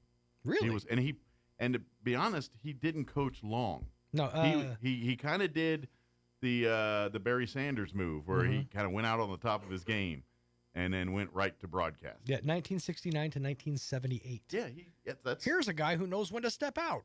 Well, that's. To be honest, that's almost 10 years, but in the coaching world, that's not really. No, not long at all. Especially guys that win Super Bowls. I will have more respect for this film if they have a post-credit scene where they cut to him in the broadcast booth being played by Frank Caliendo. Then I will have much more respect for this film. And I saw the comments of the post where I learned of this, and literally they should have got Caliendo to play Madden. Is this an independent, like an A24, or is this like studio back? Did it say? I will tell you this. They've mentioned it 4 times in different articles that I've seen. Okay. It's directed by, Howard somebody. David O. Russell. That sounds like a big name, but I could not name one of his movies. Is he the Atlas Shrugged guy? I don't know. When they ever put that third letter in there, it's an O, or the middle letter. I'm pretty sure that's where I know the name from. Let me look it up. He's directing, or it's his project. So. Let's see. David O. Russell. Amsterdam. Accidental Love. He did Fight. Oh, he's Silver Linings Playbook. That's probably the one he's best known for. Oh, boy. Well, I can tell you that most of his movies are in that vein. Amsterdam, Joy, Accidental Love, American Hustle, The Fighter, the aforementioned Silver Linings Playbook. Okay. American Hustle I feel a little better about. I Heart Huckabees. Three Kings. Oh, he did Three Kings. 3 Kings. Okay, now I'm feeling a little more. And Flirting with Disaster. Oh, he also directed a 1994 flick called Spanking the Monkey. So there's that. So that's a little all over the place. But The Fighter, that was another, So maybe it's going to be more like The Fighter and not like Silver Linings Playbook. I mean, because how could it possibly live up to the standard of Silver Linings Playbook? I think is what you're trying to say. That movie is so mean to men. Because it's a big, fat love story for women, and they put football in there to lure some dudes. Yeah. And it ain't nothing about football. That movie did to fellas what Pearl Harbor did to fellas. Yeah. They promised a war movie, and they buried it under a love story. Should call that Silver Linings Rope-a-dope, because that's what that movie is. But yeah, so all right, jury's still out on this one. I'm going to be there, but I ain't gonna lie, not expecting greatness. Going in with my critic ears. Man, I feel more optimistic about Naked Gun reboot than I do about this one. Dude, ever just seen the teaser for that? I'm so excited for that movie. Yeah, I hope that one's good. I'm going to be mad if it's not. I'm going to be mad. It's got a high standard to live up to. That's and the only reason I'll be mad, if anyone else did it, I wouldn't care. Mm-hmm. But Seth MacFarlane's doing it, and that's the only reason I've got just a modicum slice of hope that this thing will be all right. Right. But all I tell you is whenever they reboot a movie, 99.9999% of the time, it's worse. I'm just saying it could have been the guy that did all of the movies, disaster movie. It could have been that duo. So count your lucky stars that McFarlane's got his hands on this one. Like, you've already ruined A-Team. You already ruined Dukes of Hazzard by bringing movies out that were both god-awful. Speaking of ruining franchises, they're doing a new Miami Vice. Yeah, I heard. Well, this is the second time. Yeah. They did a reboot in the 90s in with the 2000s. 2000s with Ben Stiller and was it Jamie Owen Foxx or something, I think. Oh, what am I thinking? So I'm thinking of Starsky and Hutch. Yeah. No, Jamie Foxx and hang on. Who was in that with him? I feel like it was the Penguin. The Penguin. What's his name? Hang on. The Penguin. That guy. He was a heartthrob back then. Colin Farrell. Yeah. Thank you. But no, they're rebooting it from what I've gathered. Well, delightful. Yeah, get excited for that one. Look, dust off Don Johnson, pull out some Ferrari Testarossas, and you'll be fine. That's all you need. All right, we got to get the hour going because I'll get mad. I want more bad TV. We'll get you update with the weather here in just a bit. Shortly thereafter, Brian Luck, superintendent for the Roswell Independent School District, will join us here and give us an update after that. And then we'll work in newses and all that for you as well. Let me just real quickly put your mind a little bit more at ease that Dan Gilroy is behind it, as well as the director is Joseph Kosinski, who recently directed Top Gun Maverick. Okay. So good hands? Maybe. But David Gilroy's, he's known for his work on Nightcrawler. Top Gun is I. So it'll be I. Mm-hmm. Top Gun is fun for an hour or two. But it's complete hokum. Oh, it's turn your brain off, let them do their thing. I can't help. I'm like, you don't even need to do this mission. Send a couple missiles and this movie's over in 2 minutes. Yeah, but where's the drama? We don't get to fly through canyons and do all this stuff. We're inverted. Yeah, because you know about the government. Never mind. All right, 8:17, here's your weather. I'm meteorologist Steve Hamilton with your Pecos Valley weather. Mix of sunshine and clouds today, but the big deal will be the gusty wind. Watch out for some blowing dust across the roadways. Wind gusting at 40 to 50 miles an hour through the day. We'll be in the low 90s. We have cold fronts set to head through. We'll get some clouds for the overnight hours, upper 50s to low 60s, and still pretty windy. Slightly cooler on Thursday, mostly sunny, upper 80s. I'm meteorologist Steve Hamilton, and that's your latest forecast. Thank you, Steve. Currently 71 degrees here in Roswell. Humidity is at 28%. Winds at the moment not so bad out of the southwest at 5 miles per hour. However, they are issuing a blowing dust advisory kicking in at noon today and a wind advisory also kicking in at noon today, which tells me and tells you that wind will change. We are looking at widespread blowing dust for this afternoon, partly cloudy, near 90, 89 officially today with southwest winds 10 to 20 this morning, increasing 25 to 35, gusting as high as 50 miles per hour by later today. Areas of blowing dust continue into the evening hours till about 9 p.m., mostly cloudy with an overnight low of 59 degrees. Winds will continue to be blowing out of the southwest, 25 to 35, gusting as high as 45 miles per hour. After midnight, winds should drop down 10 to 20 miles per hour. For you Thursday, partly cloudy, early, gradually becoming full-on sunny.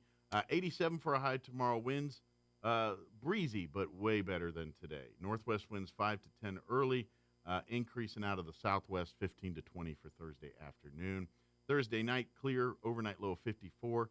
Southwest winds 15 to 20. They'll drop down 10 to 15 after midnight. Friday, looks like winds not really an issue on Friday, I don't think. Mostly sunny, 89 for a high. Northwest winds 5 to 15 miles per hour. Looking at the weekend, sunny and 91 for Saturday, sunny and 90 on Sunday, breezy as well. And it looks like will be upper 80s on Monday, mid-80s on Tuesday of next week. All right, 8:19, we're going to take a 3-minute break, and then Brian Luck, superintendent for the Roswell Independent School District, will join us on the other side. Don't go away. You're listening to Mornings with Mike Winters. Have you spent a lot of time trying to whiten your teeth with no real success? Here at Carabelli Dental, we have a solution.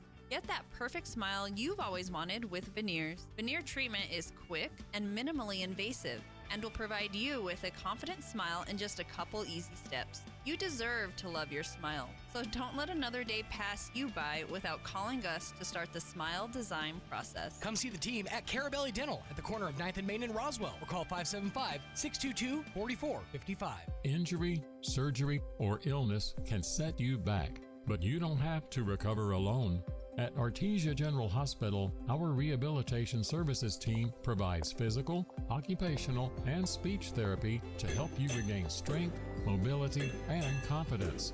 Take the next step toward recovery. Call 575-736-8174 today to schedule an appointment and get back to living life to the fullest. At Martine's Capital Cafe, come in and enjoy a delicious variety for breakfast, lunch, or dinner. Try our burritos, huevos rancheros, asado, chorizo, sausage, flantas, fajitas, chili rellenos, quesadillas, enchiladas, sopapillas, and don't forget their award-winning green chili cheeseburger and so much more. Everything is prepared with the finest and freshest ingredients. Martine's Capital Cafe. Quality, value, tradition, and the most delicious New Mexican food since 1989. Open Monday through Saturday from 6 to 8:30 p.m. at 110 West 4th Street in Roswell. Bob Reed Pest Control protects you and your home by controlling pests that invade. Bob Reed Pest Control understands the importance of safety in and around your home from unwanted pests, and they offer answers and solutions when you need them most. Protect your home, your children, and your pets from the dangers of poisonous bugs and insects. Let Bob Reed Pest Control and their fully licensed professionals start working for you and your family today. Find them online at bobreedpestcontrol.com or call 575-623-5344. Serving all of Southeast New Mexico. Hey, Roswell, during these unprecedented times when others are raising prices, Roswell Ford is lowering ours with employee pricing for everyone. So you pay what we pay. Only at Roswell Ford. Make no payments for 90 days. Upside down in your current vehicle and want out early? Roswell Ford can help you get out of your trade, even if you owe thousands more than it's worth, regardless of make, miles, or condition. So you can pay what we pay today with employee pricing to all customers on new Ford cars, trucks, and SUVs. And our aggressive finance team will push to approve your credit, even if it's less than perfect. Attention business owners, Roswell Ford has a great selection of commercial vehicles, and we have them for less. Plus, Roswell Ford offers mobile services, so our certified technicians will come to you and perform oil changes, tire rotations, batteries, recalls, and more. Contact us for details. For massive American-made savings and employee pricing for everyone. Get on board at Roswell Ford, 821 North Main Street in beautiful Roswell. Call 575-623-3673 or online at roswellford.com. Interest accrues from date of sale on select vehicles. Trade balance refinanced to new loan subject to lender approval. Offers not combined. Expires at month's end. The octopus and the squid both have 3 hearts. That's why they eat so many Tums. Here's Mike Winters. And good morning. It is 22 minutes after 8 o'clock, and joining us in studio this morning, Superintendent for the Roswell Independent School District, Brian Luck, back with us. Good morning, sir. Morning. How's I don't think you're not like teachers and kids right now, because your summer doesn't. I mean, Correct. summer starts, but your job. Yeah. You know, right now teachers are week left. They're counting down the days. Kids are they're doing the same thing. Yes, sir. Kids, parents, teachers. Yeah. Everybody's counting it down. So I'm guessing there's a very busy but exciting time of year to be hanging around pretty much any school in the district. Right? You bet. It's always a neat time to be in the buildings at this time of year, because everybody can see the light at the end of the tunnel. Sure. And it's right there. Yep. And graduations. Of course, we'll all be doing the same thing we do every year. That's it. I don't know what it is. We get no rain. You plan graduation weekend, chances of rain show up in the forecast every single time. 42%. Yeah. You can set your watch by it. So every year. Yeah. Maybe we should have graduations every week. We might not be in the desert anymore. That's true. That's true. Can we end up graduating one at a time, one day, every day? All right, today the B's are coming in to graduate. Your B's in the last name you graduate. Tomorrow we'll do the C's. There you go. I don't see the problem in that. Yeah, and maybe we'll get rain all the time. But anyway, of course, before we talk about board meeting and everything, too, I do want to remind it's also a busy sports time, as we've got softball and baseball playoffs in full effect. Right now, Goddard's the only representative, I guess, in the RASD here, still in the baseball and softball tournaments. Yes, sir. We will, just to give the rundown. I'm doing the 7, and I'm just going to do a little because it'll take me all of Brian's time here to tell you all this. But for Thursday, we're going to be tomorrow. We're going to have baseball and softball aplenty for you tomorrow. We're going to have 3 games tomorrow. Those are guaranteed. Right. Friday, we could have a lot of stuff. We could have no stuff, just depending on what happens here. But at 11 o'clock tomorrow, the Goddard softball team, who are in the consolation bracket, they fell in the first round, so that drops them to the consolation bracket. So they're going to play at 11 tomorrow. They're taking on the 12th seed St. Pius. Kelly McDonald's going to call that game for us here on the radio. Again, these are audio-only broadcasts. Right. We'll have it at KSVP TV. And then at 12:30, the baseball team, they're a 12 seed. They beat Los Alamos, the 5 seed, in a 2. I mean, they handle business. It was. Yes, sir. I was impressed. But they're going to take on the 13th seed Chaparral, who also beat a 4 seed. Yes, so sir. Just saying, that's going to be interesting. But the first pitch for that is at 12:30. Unfortunately, the softball game will probably not be over at 12:30. So what we're going to do is we're going to continue with softball, and then Henry's at the ballpark for the baseball team. Mm-hmm. As soon as the softball game's over, we're going to flip over to Henry, and he's going to pick up the baseball game. So we might miss an inning or two, but we should. The important part we'll have for you. And then Goddard's done for the day there. If the softball team defeats St. Pius, they're going to play again at 9 a.m. Friday morning. Yes, sir. And then if they win that game, they'll play at 11 a.m. right after that. And then if they win that one, they'll play at 1 o'clock. We will carry the 9 and 11 o'clock games for you if they do go there. 12:30, baseball will be back in action if they win, and we'll have that for you, another joint in progress. Don't forget, we're also going to be carrying NMMI, too. We're going to have the Colts. They're a 1 seed. Yes, sir. And so we'll have their 7 o'clock game tomorrow against Sandia Prep. And then if they win that game, they will play again at 3 o'clock. Friday. 3:30, I'm sorry, against St. Mike's or West Las Vegas, depending on that. But anyway, we're going to carry all those the best we can and through Saturday. But I can tell you right now, we'll have 3 games tomorrow at 11 for softball, Goddard softball, 12:30 in progress for the Goddard baseball, and then 7 p.m. for NMMI. So that's the rundown. I wish y'all would apply yourselves and work just a little bit. Well, and to be honest, we could not do it without that support from the RSD and everything else, because many of you know a lot of our sports callers, our cats, the ones that are the experts in the sports, are coaches and things. Many of them are also teachers and things. Yes, sir. So it was very appreciative that the schools work with us to allow these folks to get out of town to call these games and do all that stuff, because we could not do it without that support. Yeah, and I tell you what, when you go to the state tournament sites, you don't know what you're getting into. Yeah. Especially where we're gonna be up in Albuquerque for the baseball and really for the softball too. Mm-hmm. There's not a lot of room for dedicated media. And, exactly. And they make it work. So well, and I will tell you this: just peel back the curtain for folks. Last week, Henry went to Los Alamos to call that broadcast. There is no broadcast booth. He's literally setting up on a table. It was a nice table. And it was sitting right there on the concrete pad that once was a booth, or maybe soon to be a booth. I don't know. It's just a pad. And then, of course, the rain started. Yep. It was, and then Henry's like, well, I was like, did you get it in? No, go get it. We can't let that. And so he's rushing. It was a comical little thing. But thank God the clouds parted and everything worked out pretty good. And again, you know, they've worked so hard, and you get to a visiting stadium, and people have they get a little territorial. Sure. You know, you also have state track. You've also got Gateway up there. Yeah, but say it's for a busy baseball time right now. It's just this. You know, it's the championship weekend up there. Championship Saturday, and it's the culmination of a lot of work, a lot of hours, and for your team as well. And we can't say thanks enough. You know, you guys a well-deserved break over the summer.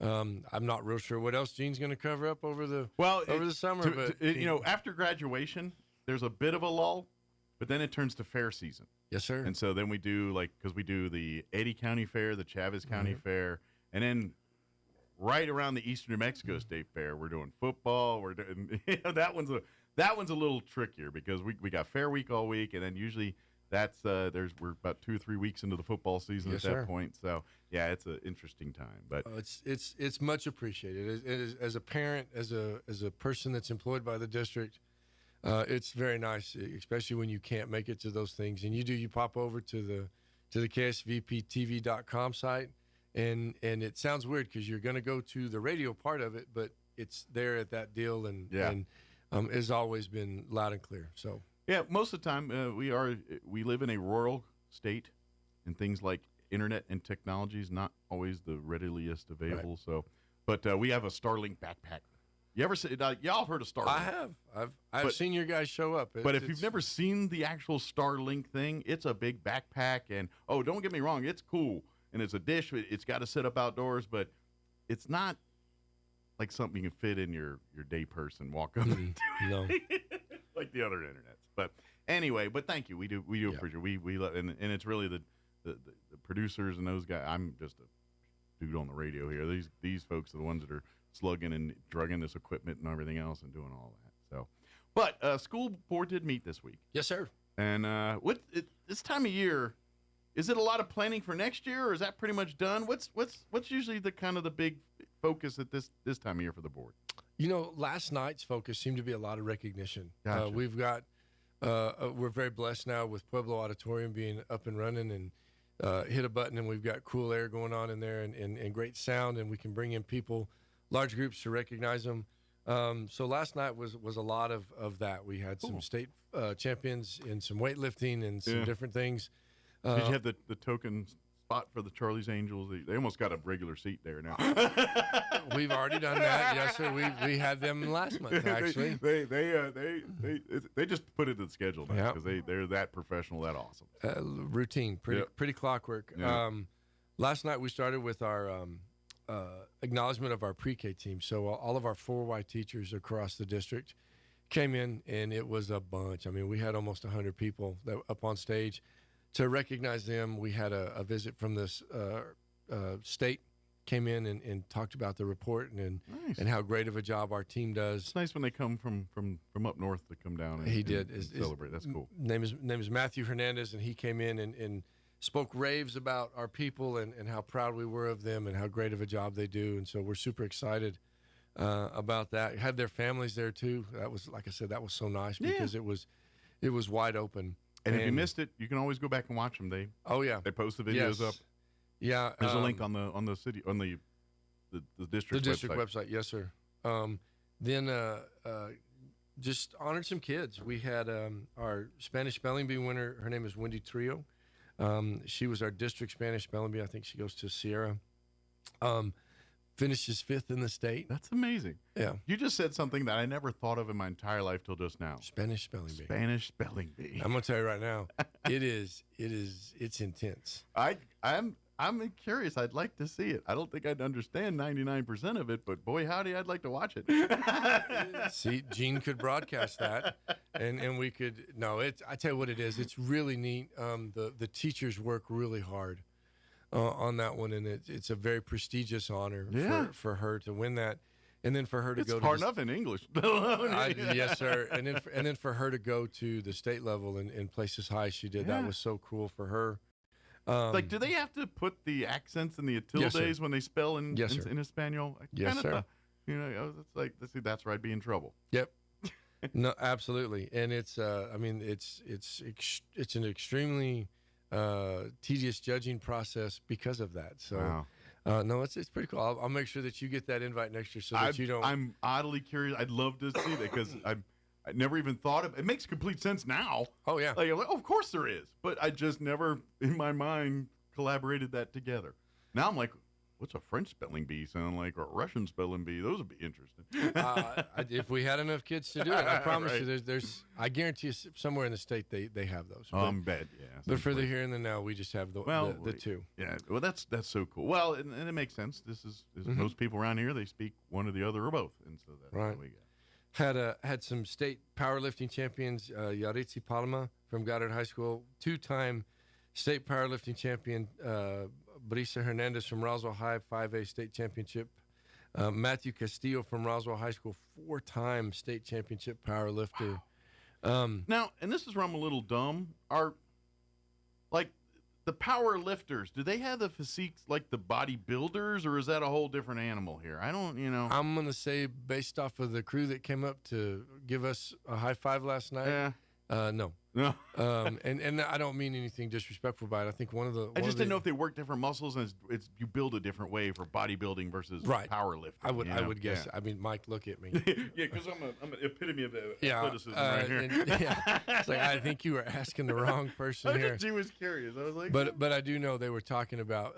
I think Matthew had deadlifted like 400 and something pounds, and he weighs like 130. So I mean, it's just a. Yeah, I think they say if you can do 2 times, you're like in great shape. Imagine 4 times. I tell you what, I wouldn't want to mess with him. He's pretty put together. But a neat thing. It's a young sport.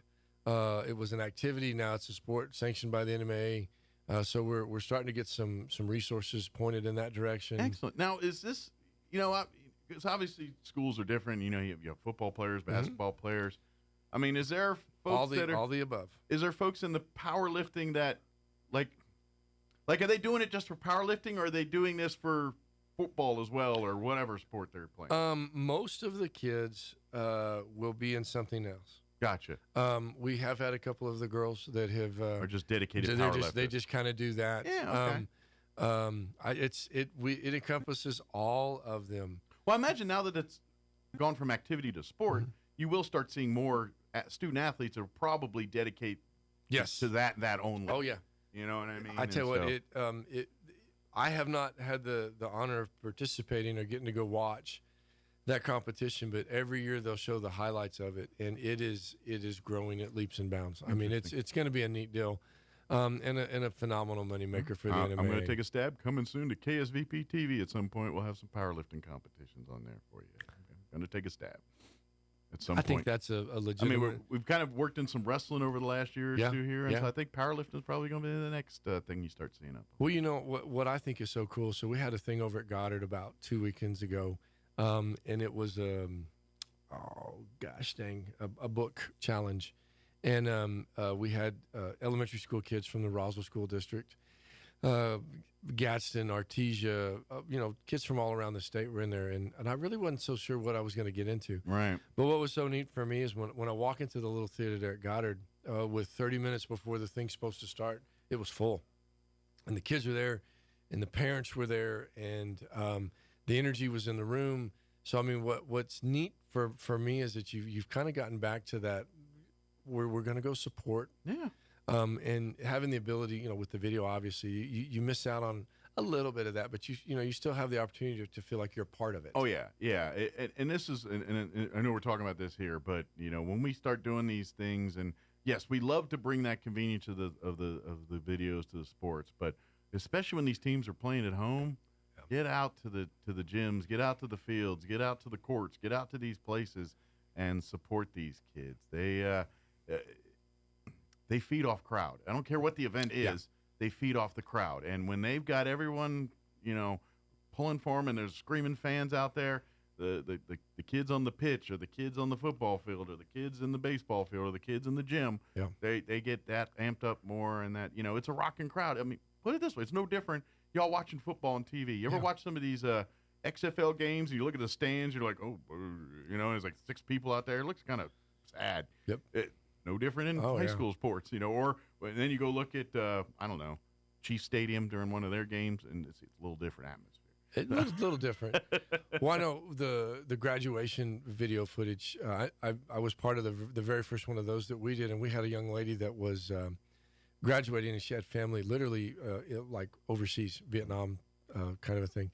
And we were trying to figure out a way, and then I was just like, what are we thinking? Yeah. Well, we've had this. We've used this so many times, and there are several people that have taken advantage of that. So, but no, kind of circling back to the other, I think the weightlifting, this is the powerlifting competitions. Yeah. It's just the tip of the iceberg. I'm looking at it, and this is what I'll do a quick ad for this, but next season, every year you can get like a all-inclusive sports pass to pretty much see every single high school sporting event within the Roswell Independent School District's umbrella. And they're very affordable, and you can go to your school, and I highly recommend, hey, just pick one up and then go check a powerlifting or go check a soccer match or go go see a wrestling match, or go see something that's not just football or basketball. Yeah. Well, if you were to get an all-school pass, which is what I recommend. Yeah. And I say that, and everybody's like, well, you're just trying to get people to buy those passes. And yes, I am. Sure, because all the money goes back to the kids and the program and everything else. But the other piece to it is you don't have to wait. And you may go to 3 games, you may go to 30 games, but you have the ability to walk in and really just kind of, that easy pass, and you go on in there and you do your thing. As far as the district goes, hats off Mr. Cooper, Mr. Trujillo, in the athletic department for trying to keep the costs low. Yeah, they do. I mean, they do a great we are job. one of the cheapest districts, and we've also continued to offer the on-site, where you can actually pay with cash when you get there. Absolutely. Not everywhere does that, and that gets tough for people that might not understand. And unfortunately, there's probably only going to be a finite number of years that they're going to even allow you to do that before they're just going to say, no, you're not allowed. Right. Well, and we could have done that a long time ago, but you're trying. But at some point, they're just going to say, no, we're not going to. It's and obviously when we get to this time of year, NMAA takes over all of that stuff, and so they dictate prices. They dictate. Matter of fact, you guys are cut out of the picture. Yes, sir. And I think maybe they take care of you afterwards later. I don't know. I keep hearing of such a take care, but I haven't seen that. It's supposed to catch you on the back end kind of thing. No, and I will say this: there's been a changing of the guard with the NMA. It has been about as seamless of a transition as possible. I mean, Mr. Young's come in and has done a great job. Good. He is so easy to work with when Mr. Cooper calls. Of course, when 6667 calls your phone, you're probably going to answer that. But he has always been more than willing to help us out. Anything that we're doing, and that's good to hear. It's nice, and it's for us. That's the way we want it. Well, and the schools need to. We're a media outlet, so our experience is a little different than the schools Understood. are, and it should be. And that's all about money. And we've had that discussion. The NMAA basically sold the rights to all the playoffs, so they've locked us out of that stuff. And anytime we have to do one of these, we pay them hundreds of dollars. Multiple people that have said, on multiple occasions, we wish that your guys were doing this. Well, I'm not besmirching. I'm just saying the servers of which our things sit on are handled to design things like the Olympics.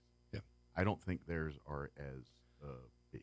Boy, you're not teeing that up for me, and I'm going to let it go. I'm letting that one go. That's kind of where that situation is. So, anyway, probably should move on. Might be best for both of us, yes. So, had a couple updates from last night. Talked a little bit about DeBrenham Field. I know a lot of people have been by DeBrenham Stadium and are just like, what the heck are y'all doing? Looking for the progress, yeah. So, right now, we're working with our insurance company, and we've had great positive feedback from them that we will be able to utilize our insurance to help refabricate the facility a little bit. As of now, what we've been told is that the bleachers are good, and that we're just going to need to work on some of the general part of it. Like However, the walls and things that are around. Walls are good. Oh, good. Walls are good. So it's just the dirt that needs some help. So we've got dirt, we've got electrical, we've got. I got you. Some of the other utility stuff. Yeah. A little bit of demo with some of the outbuildings that need to be demoed.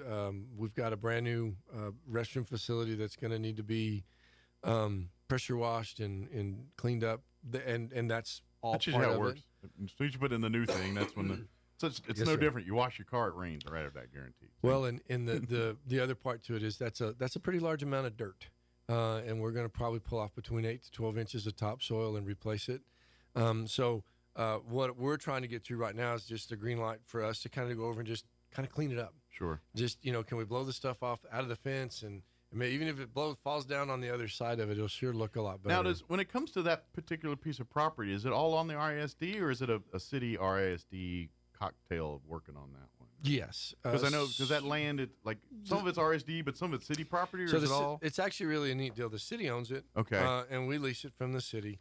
And for an extremely minute fee, and we're very appreciative of that. Gotcha. Which they do very, yes. Like just for instance, the archives facility, the historical side, one of those situations where they pay like $1 or something. Yeah, same kind. Well, I know that we're very appreciative of it, and I know that they're getting a little antsy as well, and so are we. but that's kind of tops on our list, is to get that cleaned up so that one, it's not an eyesore for the neighborhood, and then two, we can start using it again. And as you all we figured out at this point, that part of town was the heavily impacted by the flooding. That was the part that got probably the deepest levels of water, and some of the, when you were seeing the images of pickup trucks floating down roads, it was right there at the convention center, that whole part of town. Well, it was interesting. We were over there. I think it might have been late February. Maybe it was cold. I can remember it was very cold that day, and we're talking, and we had the inspectors with us, and they made reference to the field, and we're like, come on, walk across the field, and literally you sunk 4 inches when you walked across. It just absorbed that much water, and it was just a real fine silt. I mean, it was dry, but it was you literally sunk in it, and it's like, we don't know what was there. You're going to get this reference. People younger than us, not so much. You know how, like, when we were kids, I think they pretty much scared us in quicksand. Like, we're all going to die in quicksand. Was that like, a little bit? The quicksand finally got us. A little bit. As slow as I've been my whole life, that's what it felt like that entire time that I would run. So. Yeah, between killer bees and quicksand, we were doomed. And vampire bats, that was the other one. Where we're living, you could see that too. Yeah. Did do a quick update last night with some graduation rates. We had some good news this year. Our graduation rates have gone up. Granted, if I'm a business person and I say, hey, our graduation rates went up by 3% or 3 points, that might not be the fiscal gain that somebody was looking for. However, in our world, that's pretty big. That is great. Matter of fact, funny you mentioned, we had Dr. Powell on yesterday, and he was talking about the early college students, and they had like a 96% rate. He said it was one of the best in they've had in a long. They were very positive with the numbers, and so 96.52. There you go. Which it looks like that number is commiserate with the rest of the district. Yes, too. We're sir. seeing that. So that's all very good stuff. That's exactly what you want to see. Right. So this is we measuring sticks are kind of weird when it comes to education and how we are sometimes, but graduation one's one of those ones. Just hey, more kids are graduating, and guess what? We're doing something right. Well, and the pieces of the puzzle have all kind of aligned finally. It's taken a while. And granted, I appreciate the ability for people to give us the chance to do some of these things because, and we've said that from the get-go when we started with some of our redesign with the high schools, it's like, okay, you're not going to see an overnight jump in this, but if you'll give us, 3 years, 4 years, which is what we're looking at right now, our CTE numbers are up across the district. Had a ceremony at Roswell High the other night. Goddard's got their completer ceremony coming up too. It's a big deal, and we heard the needs of the community, and we're just trying to fulfill that and get some kids out and get them plugged into Roswell. This makes it feels like we're starting to see the return to normal successes and things post COVID.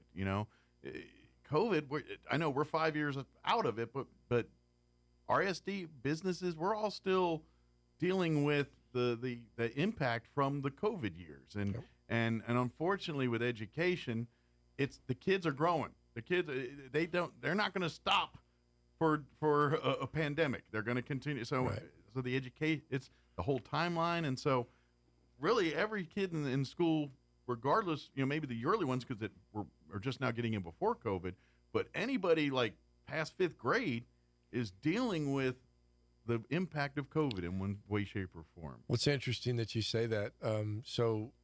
You take 5 years ago, a first grader or a kindergartner or a pre-K, and the impact there. Okay, cool. And here we are. But where we're actually at right now is we're plugging those kids into a system now that's got the track record. And so it's like, you know what? That was then, and this is now. Yeah. And this is successful. And it will be successful because you're gonna take advantage of it. So it's been a very neat transition. It's very nice to be able to look and go, how they started is really irrelevant. Let's look at how they're fixing to finish. Sure. But really, these groups of students are really getting an additional challenge to deal with that, quite frankly, most of us never had to deal with going to high school, Absolutely. and all that stuff. Well, in your segue right there, I almost like you've got my notes. So we have a change coming up with our summer meal program. Okay. So they called me the other day and they said, look, we can't do grab and goes. Okay. And we're going to have to eat on site. Okay. And we're going to have time between the breakfast and the lunch. To kind of reset the table. And boy, I was ready to, who do I call?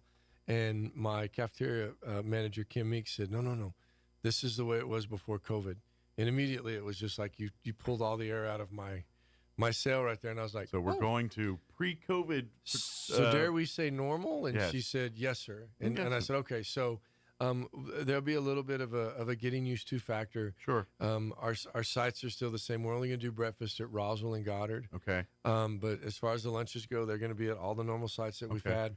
I know, like Goddard when they did the grab and goes, you could if you want to have a burger or something kind of more like they were offering those. Is that kind of getting back to more of that than the intent is more of a hot. Gotcha. And so when she kind of filled me in on the rest of that, I was like, boy, that almost makes sense. Gotcha. And we're sure appreciative for that. I'm telling you right now,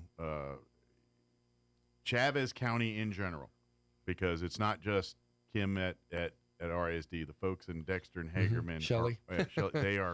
they are equally masters of this stuff. We are blessed with some of the best people to feed a lot of people with what basically with whatever's handed to them to do it, and or coming up with resources. I mean, they've done so much. Both of them, Kim and of course Shelley. I'm kind of lumping them together, but they're both equally awesome in this way. Is incorporating other local food sources, doing so many these programs. By the way, these two are both navigating when the summers and the COVID and the storms hit, and we're like, we still got to feed kids. We're going to set up in a park. You can thank those two women for making sure that also goes they down. take it personal. Yep. And if you start talking about, well, I just don't guess we're going to get it done. Yeah. That's not what you tell them. Yeah. And we're very blessed. The buying from the local farmers, we're still going to do that. The funding was not there at the state level, but I do know we visited the other day, and we're going to continue because it's good product and it's a great price. And why wouldn't we support if we can? And so that's what we're going to continue to do. And then, of course, you're seeing more in the schools that they're growing their own things in the schools and making it. That's all thanks to Kim Meeks and hearing for that kind of stuff going on. They're the folks that are making this available to the schools and things. It's interesting you say that. So was in a meeting the other day, and the principal from Mesa and Miss Meeks were at the meeting, and as it ended, they start talking about the spice bar that they've got set up, and I was like, well, what are you talking about? And they're just like, well, we've got like a ton of these spices that we could buy through this program. And we've got it for our kids so that they can put it on the food. Nice. And I was like, and I looked at Kim and I said, and that meets our guidelines. And she had this huge smile on her face, and she says, it does. And so I mean, where there's a will, there's a way. Absolutely. And they're just trying to make it better for the kids. Absolutely. And so, but yes, there will be some changes here. Like I said, we'll be as over the next couple of weeks, we'll probably get more information. We'll be sharing that we'll stuff. We'll have some public service, and then maybe first part of June or end of the month, we can bring yourself or whoever, somebody from the district to talk. Maybe Kim will come in and talk about it. But we'd love to have that. Heck yeah, absolutely. Good deal. What else do we want to cover from the meeting last night or yesterday? Let's see. So we did some. We got some kids approved to go to nationals. The Goddard High School Skills USA team is going to go to Atlanta, Georgia in June. Okay. Took care of just some early business. The Parkview Early Literacy, the 3Y, it's a new pilot program. Okay. Where we have non-typically developing and typically developing kids come together. They needed a curriculum. So we spent about 45 minutes hearing from the teachers over there about the new set of buses that they'd like to use. Did some recommendations for our bus companies to continue to utilize them and to work with them. Had our audit report presentation last night. We were noting that it's just taken a while. Yeah. As far as to get all of the audit stuff done this year, not because of anything that we did or didn't do. There's just been a lot. Well, and I'm going to take a stab because of the floods and all that. The money, the budget's a little goofy this year compared to other years. Because of the cleanup and whatever repairs, replacement costs were involved in all that and so forth. I tell you what, we were very blessed with minimal damage. We had some at University High School. Yeah. But I mean, like from the bus perspective, you know. The buses. Yeah, that was we remember your videos of watching them. Those silly bus videos have gotten more hits. And Yeah. I'm just like, I'm in the wrong career. But I do know this. You know, when you think back, you know, at the end of the year, and you kind of start playing back, a lot of times you'll go Christmas, and then. But if you go back past that and think of the things that have happened this year to the district, how the parents, you know, and the support with locally, the windstorms. Sure. You know, I kind of got tickled yesterday. That was one of the windiest days we've had yesterday. And it was a blowing. Well, and thank you to the much needed rain. If that had been 3 months ago, we'd have canceled school. Yeah. Well, be forewarned, we're doing it all over again today too. Yeah. Well, and the crazy thing about it though is the vibe was so different yesterday. Again, 2 months ago, I've got people calling me left and right, going, Right. What do you think? What do you think? And I'm like, I don't know. Yeah. The wind's going to blow, and boy, it feels silly to cancel school because the wind's blowing. But if the bus we do drivers live in New Mexico, the wind does blow here. Well, if the bus drivers can't see, that's the bigger issue. It's not so much in the schools. Right. It's these high-profile vehicles on the highway carrying your kids. Well, that's where it gets a little scary. The scary one for me was when the sheriff's office called and said, we cannot guarantee your bus's safety, even crossing the street.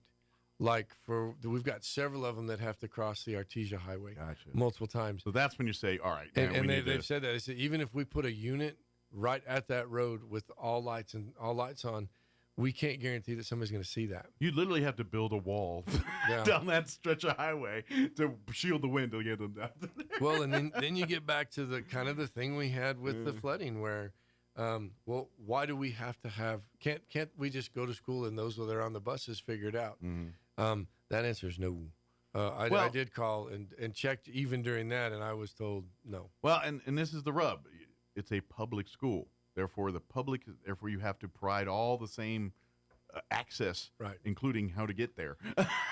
the word is FAPE, free, appropriate, public education. Private school, they've got their own rules and things that they're allowed to. Right. But when it comes to public education, everything's transparent. Everything's got to be equal. Everything's got to be the same. And you can't just say, good luck to you bus people, while the rest of you, it doesn't work that way. No. and then the other piece, you know, and kind of off that topic, but just making sure on the time I get this one in. As we're going into the awards ceremony season, if you're a parent or a grandparent or a neighbor or something, and you're asked when you get to the building either to show an ID or to, you know, we want to keep our kids safe. Absolutely. And that's you know, mission number one. So you know, go a little bit early, maybe leave a little time for that. Absolutely. Please work with the people. Don't be combative about these things, and be prepared to show it. I know someone's like, I was, and you got to dig through the purse or whatever. I get, but they may or may just be prepared to show an ID when you come in. And this goes to the point, folks. If it's been a minute since you've been in a school, the world we live in has changed the way we do things in the schools. Yes, sir. And you just, even on a given day, like you can't walk into an elementary or any school for that matter, just walk in and go head to a classroom. 10, 15 years ago, 20, you probably could do that. Like I do it all the time. My wife's been teaching. I literally walk in there. I'm going to see my wife. They just wave. Now, none of that happens. And none of that. And in graduation, let's face it, there's a lot of people in one place. Yep. We need to make sure that we are doing everything we can to make it a safe experience. And part of that is making sure we know who's coming in. Well, and be patient. I mean, if you're going to go to an elementary school today or tomorrow or next week to go to a thing, you're going to go in a multipurpose room that is not meant to have, you know, public events that have 600 people at them. Absolutely, yeah. And we do have a fire code, and we will honor the fire codes. You mentioned graduation. If it's outside, it's open to everybody. But if we take them inside, we've got a limited amount of tickets that the seniors have, and I'm sorry. But here's the thing, that problem has happened since the dawn of time. Because the same thing when I graduated 2 years ago. If it was like we were outside at the football field, everybody and their uncle could come. But if we got to go to the gym, you got 5 tickets or whatever that number was. And now you got to play which grandma gets in, which one doesn't, and I know it stinks. But guess what? Your parents had to deal with this. Your grandparents probably had to deal with this in some way, shape. And I will say this too: we've kept our graduations on the weekend. Yeah. And it's not necessarily the easiest thing for us to do. Absolutely. But we do know that it's easier for the parents. So yeah. She reminded me it's close then. Thank you. Because she knows I'll blow right through it if I'm not paying attention. Of course, if you missed any part of the meeting last night, go to the RSD website and you can find that there. And if you have, of course, any questions about graduations or anything just call your schools and the principals, your elementary graduations, middle, call them. They'll be happy to get you information on that too. So absolutely. Good deal. Well, thank you, sir, as always, and we'll see you next month. Yes, sir. And that'll be, I don't know, is that more money talks during that time of year and budgets and all that? We can always talk money, Mike. It's probably more of that. So thank you, sir. You're listening to 106.5 Roswell's Talk FM, KEND, or Roswell, New Mexico. News this hour from townhall.com. I'm Greg Clugston in Washington. President Trump is writing a new chapter in America's relationship with Syria. He used his Middle East trip to announce that he's lifting sanctions on Syria and normalizing relations with the new government. Before leaving Saudi Arabia today, the president met with Syria's interim leader. Since toppling Bashar al-Assad from power at the end of last year, Mr. Shara has been assiduous in trying to convince foreign leaders that he represents a new hope for Syria's future, despite his jihadist past. But meeting the US president represents his biggest coup yet on the world stage. He'll be buoyed by Mr. Trump's surprise announcement that US sanctions will be lifted on Syria. This is seen as essential by the new Syrian authorities if any real lasting progress is to be made. That's the BBC's Sebastian Usher. The president is also urging Iran to make a new nuclear deal with the US or risk severe economic and military consequences. More bloodshed in Gaza. Dozens of people were killed in overnight Israeli airstrikes. Consumers are finally seeing lower egg prices at the grocery store. U.S. egg prices fell for the first time in months. The average price for a dozen grade A eggs dropped to $5.12 last month. That's after reaching a record high of $6.23 in March, according to the Consumer Price Index. It was the first month-to-month drop in egg prices since October of last year. Despite the drop, egg prices still remain near record highs. Overall inflation cooled for the third straight month in April.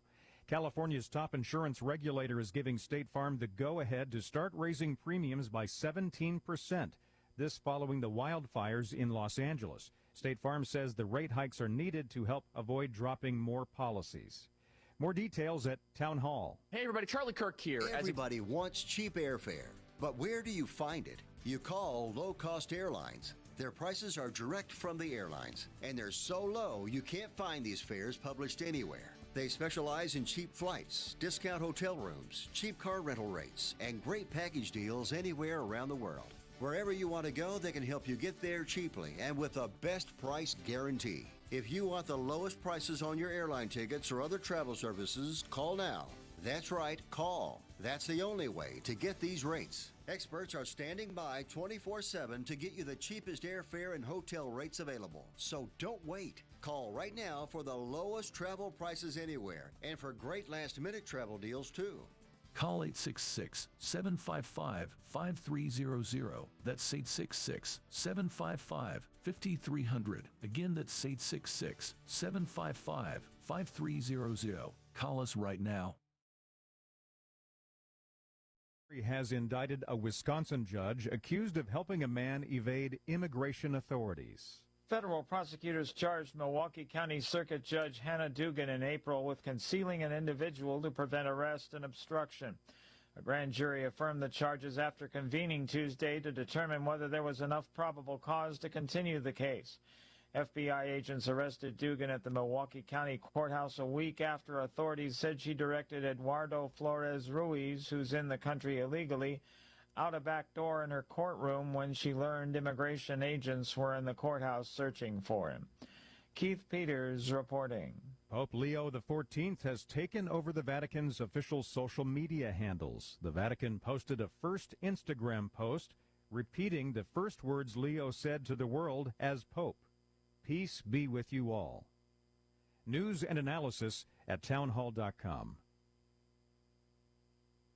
First responders across Texas are preparing for the coming hot weather conditions. Extreme heat protocols that are usually put in place in mid-July are being seen within numerous communities in Texas. Record-breaking temperatures are expected across the large part of the state beginning today, lasting for possibly a week. An extreme heat warning has already been issued for a large area of southwest Texas, including Eagle Pass, San Antonio, and Austin areas, and a heat advisory is in place for an even larger area. Triple-digit heat indices will be commonplace, with highs in the 90s expected into the weekend. Tasha Stevens reporting.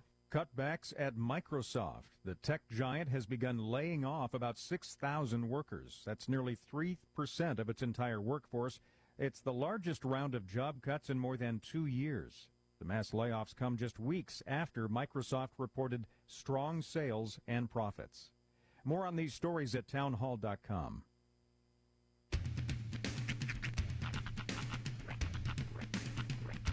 What in the wide, wide world of sports is going on here? I promise you, whatever scum did this, not one man on this force will rest for 1 minute until he's behind bars. Now let's grab a bite to eat. Yeah, come on. I feel the hot wind on my shoulder and the touch of a world that is older. I hit the switch and check the number.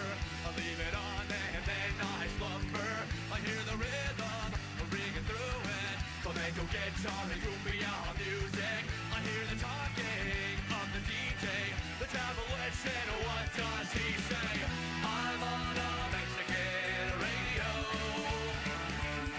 I'm on a Mexican radio.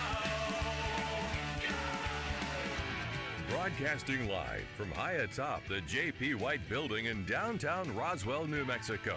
It's Mornings with Mike Winters on 106.5 Roswell's Talk FM. Is that what I sound like when I talk?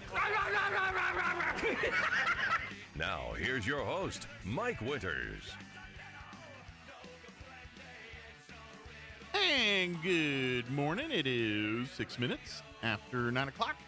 Welcome to hour number 3. Tres Inviernos of Mornings with Mike Winters, right here on 106.5 Roswell's Talk FM. Happy, oh so happy Wednesday to you. Yes. Hope you're having a great day so far. Going to get windy here in a bit. Yeah. Brace for the winds. Put rocks in your pockets. Yep. And that's how you know you got pocket rocks. That's right. Or I wonder if they could like design like golf shoes with the spikes, cleats. Yeah, but like street cleats, pop out versions or something that like works like ice, like when they're doing rock climbing, something like that. Something with just teeth. Yeah, so it could lock you down. Right. But I feel like that would be counterproductive on like a concrete surface. But think of the cool dance moves we could do. That is true. We could do the whole Michael Jackson. Just latch in, do the lean. Won't need the help of computers to do. You know, there were some were legit, but I think the real lean ones. Well, the lean, the way they said that he did it was there was like in the video, his shoes they had like hooks on them, and he latched into the ground and then did the lean. Proof my invention works. Yeah, but on a stage, yes. Then again, what happens if you lock in and then have to make a quick escape? Well, there's got to be a quick release button. Ah, is that like something maybe on your chest, and you just kind of for your quick release shoes. All right, Mr. Gadget. See how you work. I like something like this. It'd be kind of neat. I've always wanted a helicopter in my hat. Yeah, exactly. I'm a la Inspector Gadget. Yes, that's exactly what I want. Or Get Smart for you older folks. Yeah. Voiced, ironically, by the same person. Exactly. Yeah. Inspector Gadget was Maxwell Smart. I gotta ask, what were your feelings on a Matthew Broderick Inspector Gadget? I did not like it. I did not find it. And I was the target demo for that movie when it came out. Yeah. Because and I'll tell you kind of why. Michelle Trachtenberg, also in that movie, sadly we just recently lost. Yes. That was in the same era as Harriet the Spy, and I was in love with her as Harriet the Spy. So she played is it Penny? Yes, I believe so. Is it his daughter? Who is Penny? I think it's his niece. Yeah, because she always calls him Uncle Gadget. Okay, I can't remember. I was like, how is they related? It's his niece. And then very good. Brain. Yes. The dog. Yes. Mm-hmm. Yeah, but and part of the thing is, like, as an actor, I love Matthew Broderick. Like, some of his movies are probably in my top 10 favorites. Mm-hmm. A couple of them. Killed a guy once. Well, but like when he was younger, he played hip roles. Oh yeah, absolutely, yeah. By the time he got to Inspector Gadget, the hip roles were pretty much done. You know what I mean? It was definitely an era of stinkers that sort of like he hasn't recovered from since. Yeah. Godzilla being the other one that sticks out in my head. But for every one of those, there is Glory, which is an amazingly good movie, and Matthew Broderick is really good in that movie. You know what I did like him in? Yeah. And he was a creep in this movie, but I loved it. Election.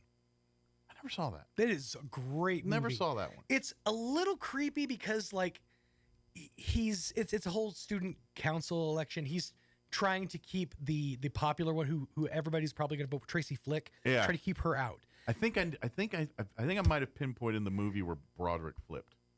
Yeah? The Road to Wellville. I'm you not remember familiar. that movie? No, I do not. That's the one about Kellogg and the wellness camp, and it was really? Yeah, and it was a comedy. It was not good. It was a little. This sounds like it's right up my alley because I love the story, the Kellogg story. Yeah, It's but the way they film it, hilarious. it's a little. I don't know. It's been a minute since I've seen that movie, but it just did not do well. It did not resonate well with people. You know, that's another one. Now that I'm seeing, I forgot about Pleasantville. Is another great movie with that he was in. But The Road to Wellville.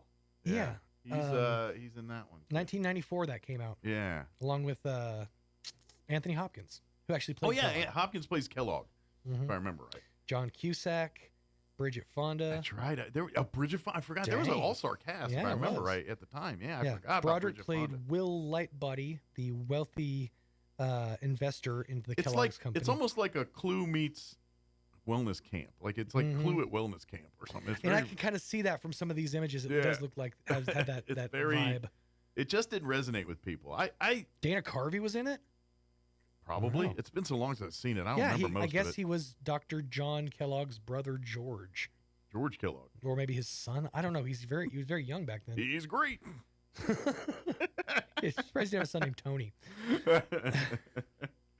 But yeah, it's really talking about him starting his breakfast cereal, but it's not really about Kellogg. It's just the setting is that the Kellogg, because the Kellogg he was kind of, before Frosted Flakes, the Corn Flakes. Yeah, that was the bread and butter of Kellogg. That was the cereal he designed. It was supposed to be this nutrition thing and all that. It was and it wasn't. Yeah. That's how he was trying to market and design it to be. The cereal that he designed was flaked corn. Yeah. But it was way different from the corn flakes that came out. It was an early iteration. There was no sugar. There was no. Well, if you eat cornflakes, they're not sugar on those either. Yes, there are. Yeah, it's do they? Well, they're not. It's not like a heavy thing, but there's sugar in cornflakes. Okay. Well, they don't taste like it compared to the Frosted Flakes. Well, sure, because those are coated with an extra layer of it. But yeah, they have some sweetness to it. Yeah. And but it was also way more like vitamin enriched. Yeah. So it had. The way I heard it described it was supposed to be like a superfood. Yeah. It came in bricks. Like the original Kellogg's flaked corn came in bricks that you would, like shredded wheat, break up. And it was very unpleasant. Yeah. That's But it is basically that's the evolution is cornflakes. Yeah, once the Kellogg's company, the sanatorium closed down. Yeah.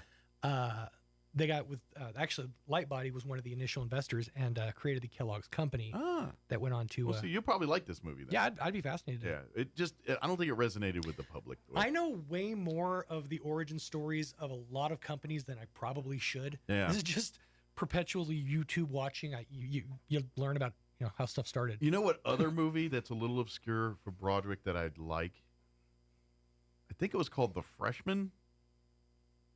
It was with Marlon Brando. Okay. And he basically gets a gig kind of working for a mobster, and they're planning like this event. I think it's called The Freshman. or something to that effect. I think it had Brando in it. Brando, Broderick, Yeah. Bruno Kirby. Let's see. Bruno Kirby, that's right. He was in. Oh, shoot. John Polito's in it. Yeah, it's a good movie. I like that movie. He looks like a young B.D. Wong. B.D. Wong's in it. Sorry. I said B.D. Wong is in it. Now Yeah. that you say it, he's in it. He, and so like it's this whole thing, and it turns in like they're making this expensive dinner where they're going to charge a bunch of people like $1,000 a plate for eating some endangered lizard.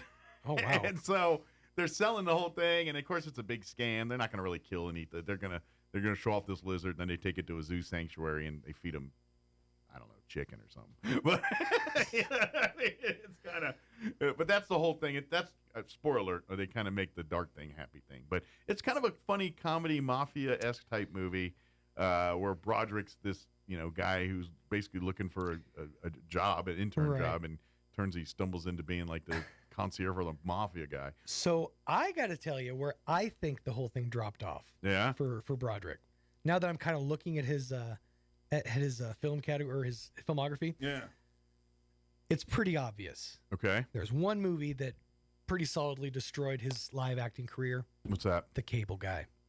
Really? I did not like that movie. Yeah. I hated. I thought you liked The Cable Guy. I know that movie makes me so uncomfortable. That's. The thing is, I read the book. I read the book based on the movie. That's why I thought you meant like the movie. I love the book. Yeah. That movie made me so uncomfortable. I literally just watched that movie about a month ago. It was Really? on, and I watched it. I like that movie. No. Yes, Matthew Broderick is a constant neurosis dude in that. Yeah. But at the same time, how does Jim Carrey get that wrapped up in his life? That's the part that whole movie baffles me. Right, and about. that's the big part of it that makes me just having read the book and kind of like feeling like the ooginess of the character itself. Yeah, it's you really do have to be on another level of stalking to hit those highs. And the movie doesn't hold up to modern audiences in the fact that no one has cable like that anymore. Right, no one's right. juicing the Cable Guy. No one's doing, none of that's happening That anymore. being said, that was the one aspect of that movie that I did like, which kind of reminded me of Stay Tuned. Yeah. Which is another one of my absolute favorite movies of all time. John Ritter fans would love that one. Generally panned by critics. Well, yeah. They did not like that movie. It was not popular, not a great it was hit. And was it Mindy Cohn? Who was his love interest in that? She was, or was it? No, it was his future wife. Oh yeah, it was his wife that ended up playing his wife in the movie. I don't know if they were married at the time. They may have been dating. But that movie was just great because of just all of the parody that it provided. Yeah. Let's see. His wife was Pam Dauber. Oh, Pam Dauber. Yeah. Mork and Mindy. Mork and Mindy. Okay.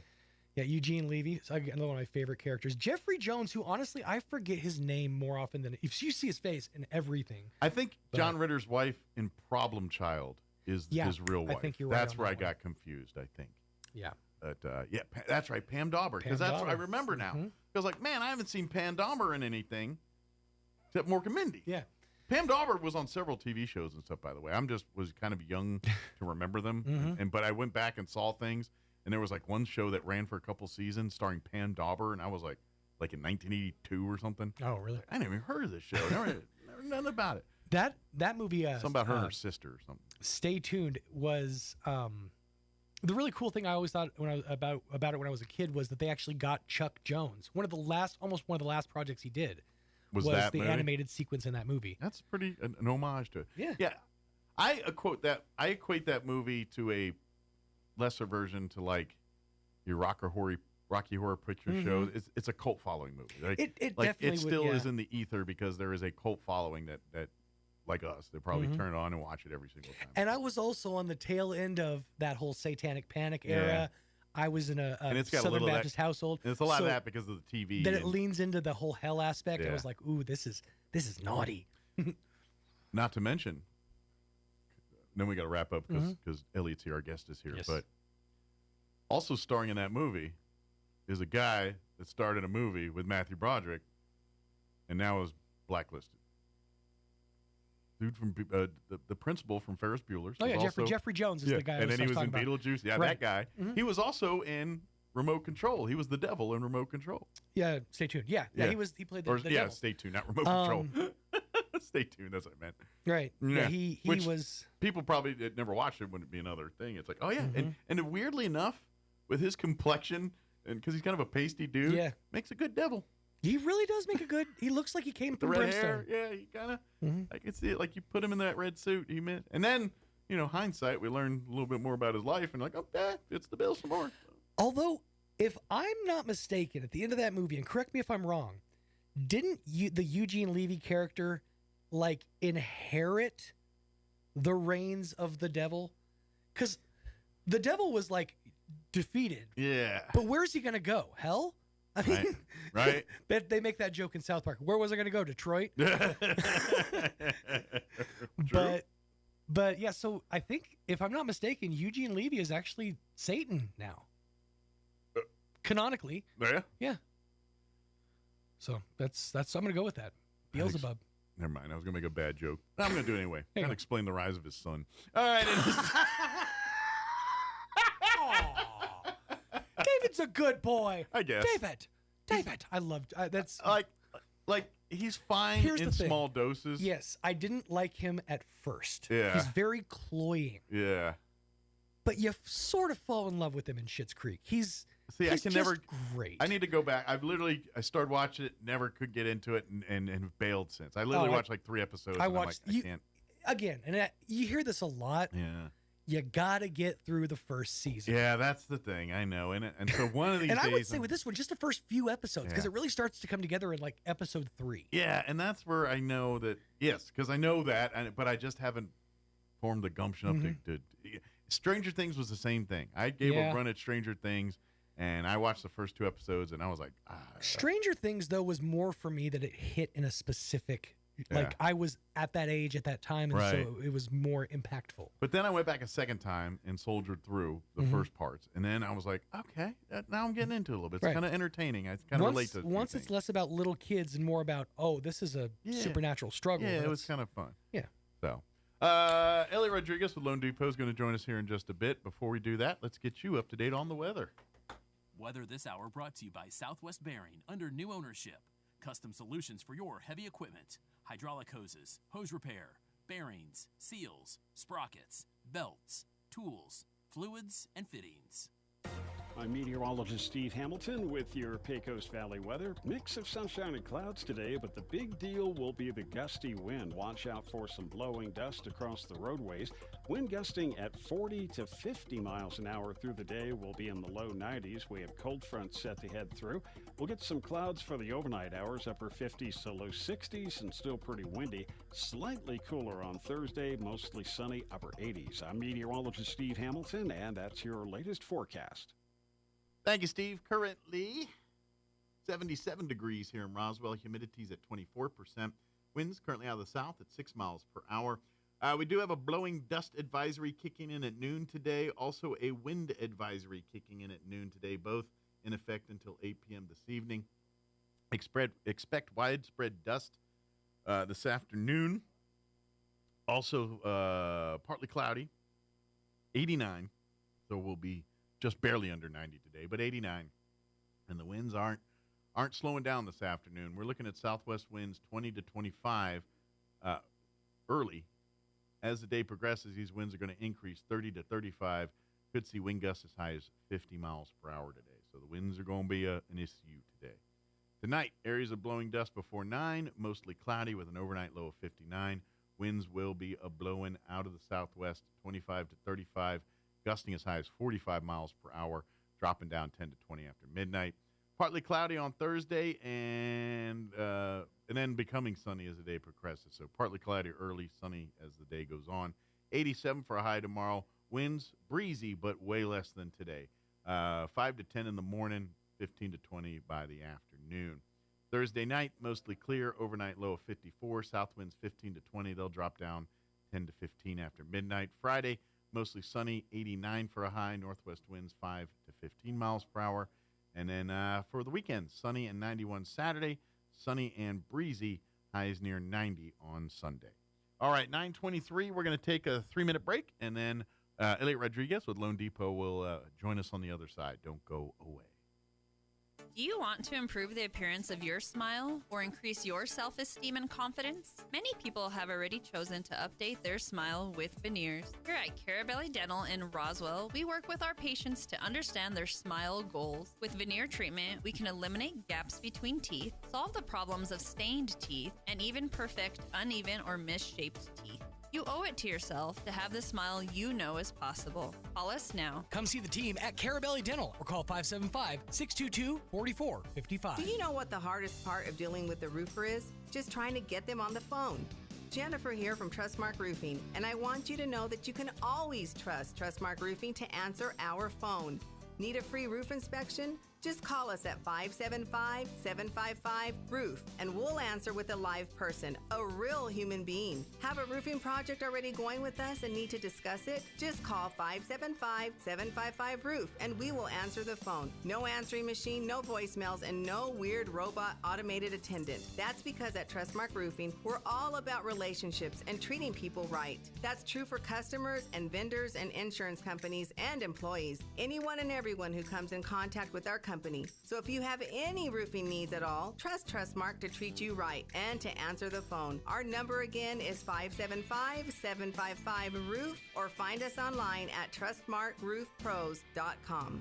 Trustmark Roofing, we put people first. Have you experienced the Valley Cafe yet? It's much more than lunch or dinner. It's an experience. Chef Anthony Noble is a nominated Chef of the Year and Manager with a 4.9 out of 5 kitchen cleanliness rating and a 4.8 out of 5 most love rating. It's time for you to experience the difference that so many others already have at the Valley Cafe. Visit for lunch or dinner at 801 West Brasher, the Orange Building across from Church on the Move in Roswell. And save the Valley Cafe in your contacts. 575-755-EATS. 575-755-3287. Don't forget, we can cater your event too, and a portion of our proceeds go to the Dream Center in Roswell. It's a great time to buy a Kubota. From America's #1 selling compact tractor to zero-turn mowers and versatile RTVs. Get your perfect match delivered to your door. Now through June 30th. Get 0 down, 0% APR for 84 months, or up to $3,000 off an L3302 compact Kubota tractor. Now through 6/30/2025. See us or go to KubotaUSA.com for more information.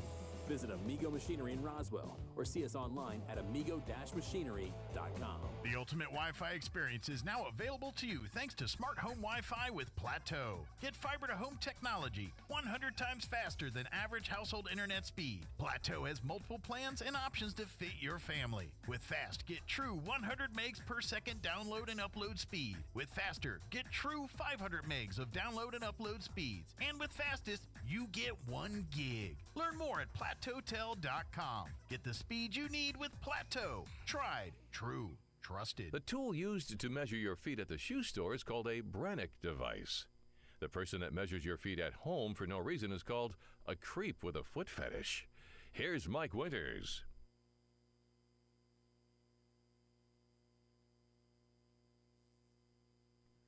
And good morning. It is 27 minutes after 9 o'clock, and joining us in studio this morning from Loan Depot, Elliot Rodriguez back with us for his monthly visit. Good morning, Elliot. Good morning, Roswell. Life's busy for you guys, I'm pretty sure.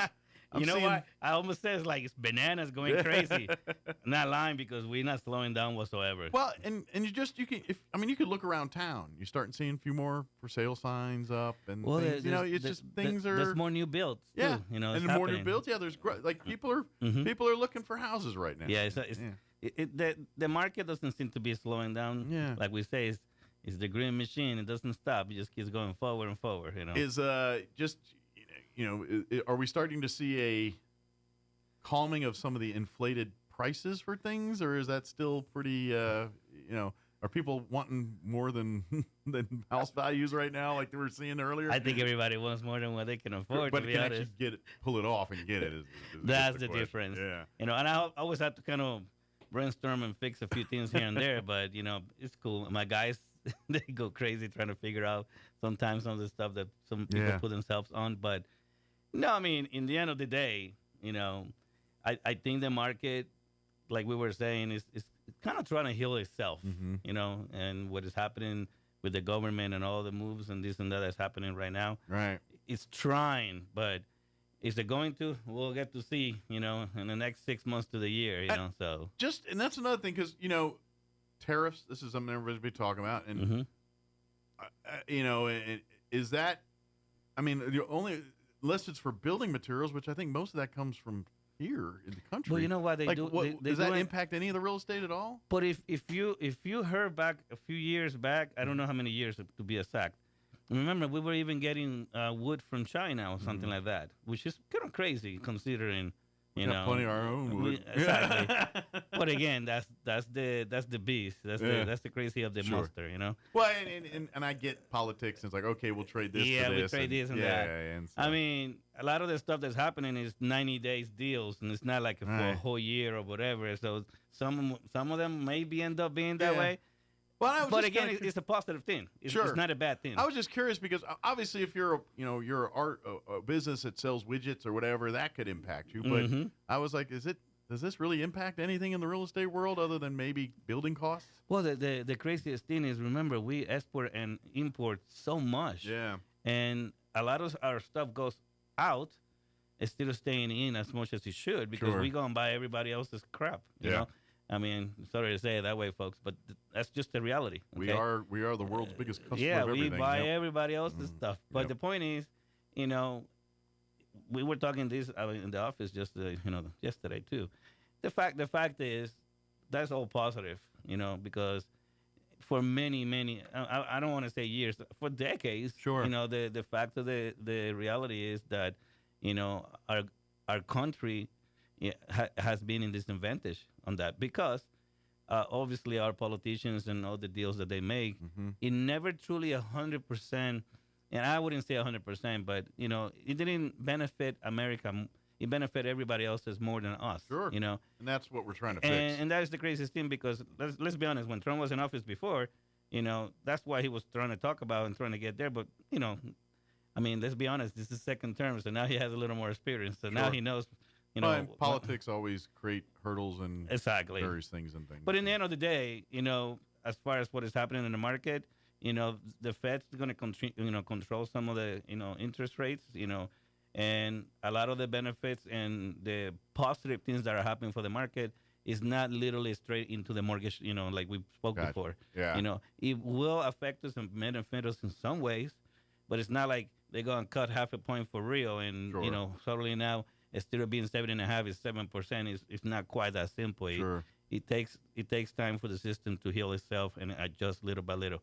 It's kind of like gas prices. If like if they raise the cost of a barrel, like within minutes, your gas pump price goes up. But if they lower the cost of the barrel, it takes forever to. It takes a good week before you see it. You know what? My guys and I were talking about that the other day. It's like get ready to laugh because it's getting worse in the market.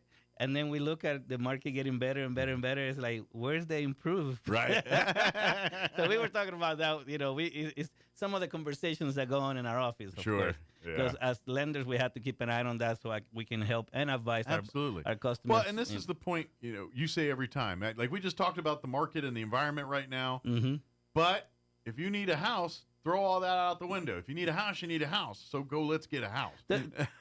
We discussed this many times. The fact is, folks out there that are listening, if you're in a market to buy a home, or like I say, if you got the itch, and like you've been renting forever, or the in-laws are already kicking you out, it's like you stay here too long already. Life does not stop because of mortgage rates, or because I hear you. You know what I mean. And so, and this is the thing we say every time, especially if you're a first-time home buyer, unless you hit the lottery or done something weird, your first house is not your dream house, forever house. It's usually the house to get to the next phase in life house or to the next income level house or whatever that is. But it's the difference, and this is the difference between renting and buying. If you buy early, even if this house may not have the enough square foot or the bathtub's not the bathtub you like or what. You can fix a lot of those things yourself and do it and then actually increase the value of your house. And we do turn around, you're going to make a little bit more money. Like I always said, if you're ready, don't hold back because of whatever you're hearing, or don't be like, oh, my friend got this. Why am I not getting that? Well, when your friend got that? Oh, 2 years ago? Of course, it was different back then. Absolutely. Yeah. So do not be afraid. If you're ready to buy a home, Team Roswell, in here, we got Lone Depot here. Team Roswell is ready to help you. Absolutely. And I got guys that are ready to go and take care of you folks out there.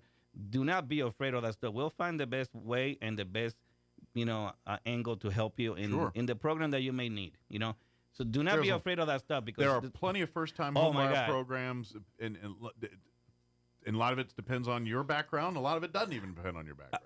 I just closed a deal on Monday, actually. Okay, I closed a deal on Monday that other lenders out there could not take care of it.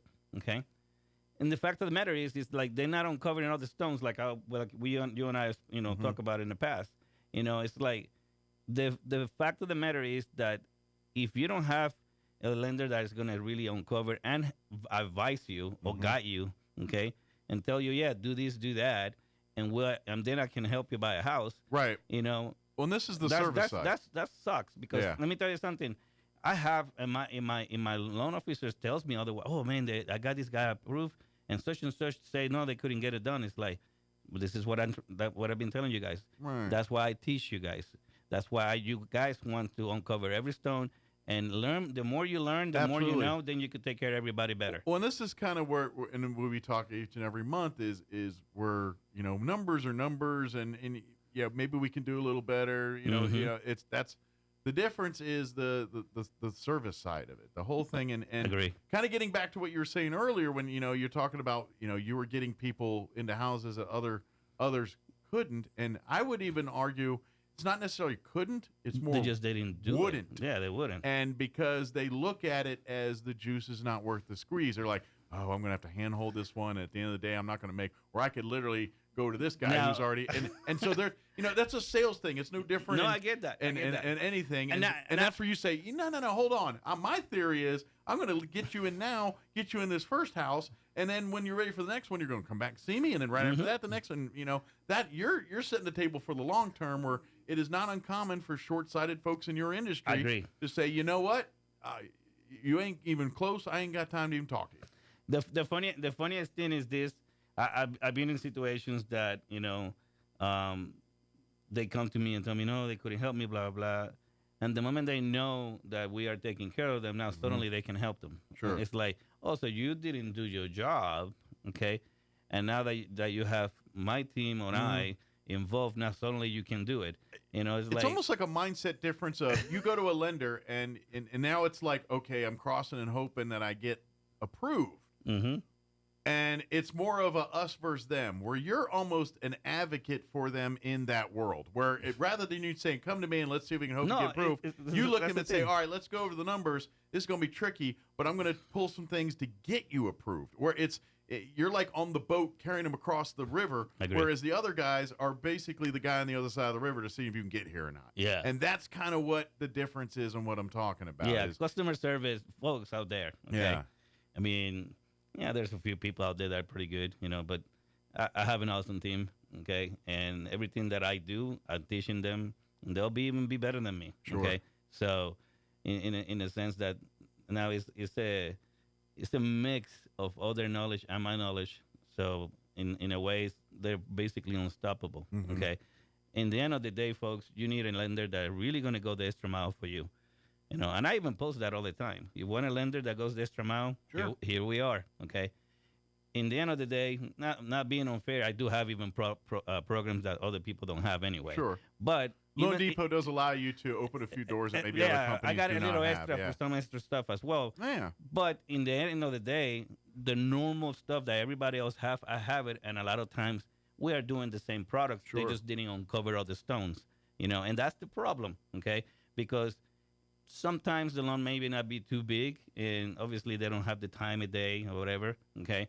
But our company is here to take care of everybody, okay? I mean, we say it, in Loan Depot, home means everything, okay? Well, and at the end of the day, if everyone's owning their own homes, and guess what? Economy's usually pretty good when you got a bunch of homeowners and everybody's doing, that's how you make great neighborhoods and great communities. When people are homeowners and they're invested in the communities and doing all that. And this is why it's good to be homeowners. And Loan Depot and everyone and their uncle see it's a good thing. So they want you in a home. And rather than be adversarial, they're going to say, all right, well, let's see what we can do to get you to qualify. And that's the big difference. Every time something kind of got a little tiny hiccup or something like that, my boss always says, all right, what you going to do now? What kind of magic you guys like? That's what you guys do. I always make that joke of like my Harry Potter one is about to crack, because it's like, wow, dude. Yeah. Seriously. It's almost kind of like grant writers that go out and scour for grant money and all that, and they go. It's the same kind of deal. They're literally you're there to be that advocate for them and turn over every rock and stone to see what opportunities lay out there to make sure that first home is yours. And folks, we will take care of you. Okay, I don't care how big or small the loan is. We're gonna take care of you just like you're $1 million customer, just Absolutely. the same. Okay, and Loan Depot, has a plan of growing and doing more, and the innovations are coming in through. Yeah, and absolutely. we are doing a lot of things. I mean, I'm a team of 5 now. I mean, I started 3 years ago by my lonesome. I was well, and I'm going to take a stab. Look at your staff. I mean, you have some that are on par with you as far as experience and things, but a lot of your staff are young, new into the industry. We're teaching them everything. But it's the same. You're handling your office like you handle your customers. Whereas, yes, you handle the experience, and we go to toe to toe, but at the same time, you're grooming these young loan officers to be you down the road, to have your compassion, your desire to want to fight for your clients, as opposed to being the other one that's just taking the low hanging fruit and turning everybody away that requires work or effort. And let me tell you something. I love it because sometimes they call me and like, hey, take a look at this. Yeah. And I looked at them. It's like, okay, so what you got? You know, and most of the time I'm noticing that it's more like I want you to get your second opinion. Sure. And I love that because that means they already figured it out. They just want to be sure 100%. Well, it makes them think. I love that. I love that because that means that they get in it, they got it, okay?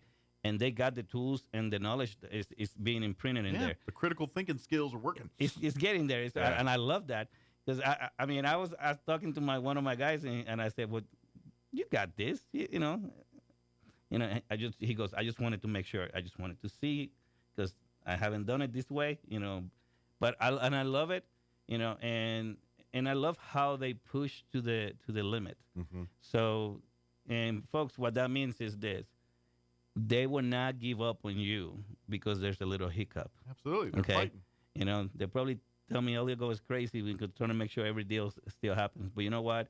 We're known for delivering, not for losing. Okay. Sure. So we like to deliver your home. Your dream on owning a house is what my team does. Okay, and all of them think the same way as I do when it comes to that. And I'm grooming them to be that way because that means they'll be better than me in a matters of timing, know. So, and I love that because they're learning, they're finding their own angle. That's another thing. Absolutely. Okay. We were talking about them being like me. It's like, well, nobody can be like me. So the problem is I cannot make you be me. But be you. But they're the way they are, and I'm loving it because they got their own mind. They're on their own driving, okay, and they're finding an angle, and sometimes they don't even tell me, and they just show me. Well, but say, and I like that, because the more minds in the room, the more good ideas come out sometimes. Yeah, that's remember, 4 eyes is better than 2 eyes. Absolutely. So the same thing goes with a mind. One mind, 2 minds is better. Yeah. So they're doing a good job, and I love it because they don't give up on the customer, and that is what I wanted to make sure I had. Absolutely. And we want to take care of everybody. Everybody deserves a home. Everybody deserves a home. And this is the thing too, like you said, it doesn't matter where what if you're looking for a $1 million home or a $100,000 home, you do get treated the same here. And this is the other thing too is I know we focus on first time and those folks, but it doesn't matter if you bought 57 homes and things. Maybe you're like, every time I'm not really happy with. Come down, let Loan Depot come talk with Elliot, come talk with the staff. Let them see if you're ready for like you do take pride in educating your customers on the game, so to speak. But even if you were experienced in the game, come and let Elliot. You know what? Elliot's literally this is all he's doing all day. So I'm gonna take a stab that even you're pretty savvy. He's gonna know things that are available that maybe even you aren't. Yeah, that's right. And that's the thing that as savvy as you are, you're not looking at this every single day, doing it every day like Elliot and his staff are doing. Yeah, sometimes we talk to between each other as far as lenders. Yeah, and I tell the guys, like, just keep in mind, folks, we do this all day. They don't. Yeah. Okay. Even if it's a person that purchased a few homes throughout the years. Yeah. They may even think they have it. Okay. They might have concepts, but the details won't be the same because the variables will be different. So I got a phone call the other day. This guy has $1 million line credits and all kinds of stuff, and I'm like, "Why are you calling me?" And I felt, pretty good about it because he was actually throwing ideas at me and asking me, Is this possible? Can I do this? Can I do that? It's Yeah. like, oh, you can definitely do that, And I give him a few angles. Yeah. And I say, well, you could use the line of credit, or I can give you a mortgage loan, or you could use the line of credit and refinance. I mean, there's so many different ways to do things. Well, so it's like you did a smart move and said, look, I'm pretty savvy on this, but I don't do it every day. Maybe I need to, confirm or deny what I think is going to happen. Yeah, remember, here. we don't get a lot of people say, I got a line of credit for $1 million. Yeah. Hey, what do you think about me doing this? It's like, oh, really? You needed me? Yeah. Okay, that's so cool. And that only shows that we are doing the right thing because when we have people that already have what they need to be able to do what they need to do, but they're like looking for the other angle, how this is going to benefit them better. Sure. That they actually come to us and ask us. I think that's the coolest thing. Absolutely. And I love that. And that's what you want. You want to be that resource for, hey, I'm thinking about making my move here. Good time, bad time. How do I do it without blowing everything up? And that's really, but here's the fun part. Once you're the first time home buyer and you've got the house and you're in the house, that's when the next game. That's when you're in the game. That's when you start, you stay in a year or two and you start building some equity into your thing, and then the next thing you know, you get to make those fun decisions because you're literally like, oh, we can upgrade a house now. How do we want to do that? How do we take now that I had X amount of dollars for prior, now I've got twice that now to put towards this next that's home. the whole point. Yeah. Don't be afraid that, for example, you may only qualify for a $150,000 home and it may not be the Taj Mahal. Okay, fine, that's okay. Maybe you could shine it a little, put new windows here and there, and you become a better castle. My point is this: after you own a home, and you, like Mike was saying, you have it for 6 months, a year, 2 years or so, and then now you have a better job, or you got a raise, or you got promoted. Now you're making more money, or you got married, so now it's not just you by yourself. Right. Okay. Now there's it's a team. team. Second income. There's a second income, and now there's kids coming and everything. Not because you have a little tiny home doesn't mean you have to stay there. Now you have the power because now you're like Mike and I talk about this all the time. Yeah. Now you're in the game. You're in. So now you could either rent this home out. Sure. Make sure that gets paid yourself, and maybe you even have some cash flow out of it. Yeah. Now you have more money, plus now you have a partner. I mean, your situation has totally changed. Absolutely. Now you go upgrade to the bigger size home. And you're you have more command and more control of what you want to do next. And you had a little experience, and you saw that, Team Roswell, it was very easy to, buy the house because we make it simple, folks. Let me tell you something. We all hear all these horror stories about people going to the table and the loan didn't happen and this and that. I'm sorry, folks. I'm not saying I have had no hiccups in the past. Sure. But I had never go to the table in all the years that I've been doing this, and I have a deal that is falling apart. Right. At the table in the last day of the loan. That's crazy. If we have actually a problem through the process because of whatever, something that's been uncovered or something that the seller or even the buyer itself did wrong. Right. Okay. We will be, dealing with that throughout the process, but we don't know this. We will not go to the end acting like, oh, it's going to happen. Let's throw it on the wall and see if it sticks. Right. It doesn't work that way. Not a lot of surprises. We don't do that. In my team, we find out all these different things from the beginning, and if there was a problem through the whole process, all the parties involved will know this. So there's no surprises, and we still make the process a good process. Well, the black marks found out at the beginning allow an opportunity to fix them. A black mark finding out right before we're about to sign paperwork is going to be harder to fix. Yes. So, and I hear this all the time. Oh, we made it to the table and we couldn't close. It's like, well, that's just nonsense because they should have known the problem from before. And even when I get some kind of like sucker punches, because it happens once in a while. Yeah. You know, my guys probably look at me, it's like, what's going on with Elliot? It's like, but it's because, hey, I was not expecting that, but at the same time, we all cover and we all overcome the situation. My best advice for you, for folks like that, if you've got financial issues and you're looking to buy a home, think of Elliot like your lawyer. Tell them all, the good, the bad. You know, if you're guilty, you're guilty. Let's fix it. That's kind of. I swear, I think Mike is freaking psychic. Because I tell my customers all the time, they're like, look at me like an attorney. Yeah, exactly. I need to know everything because I'm here in your corner. Yeah. I don't have any. My team and I don't have any other agenda but to deliver the home for you. Yeah. Okay? And so if you've got bankruptcy, foreclosures, we're gonna find out. I'll tell you. And this is the thing too. Once you buy the house, you own your house. This is the thing too. As long as you don't go foreclosing, you pay your bills on time and all that. You'll be good. You're going to be guaranteed a next house when you're ready to go because the lenders, they've already got proof. Hey, this guy, they've owned the house. They've been paying on time. Why? That's not an issue anymore. No, so we can get they're going to be much more willing to allow you to get a loan through their company. And also, because you have a history of being good, that's when the interest rates and things start erring going in your favor instead of the bank's favor. You know what I mean? That's kind of the way it works.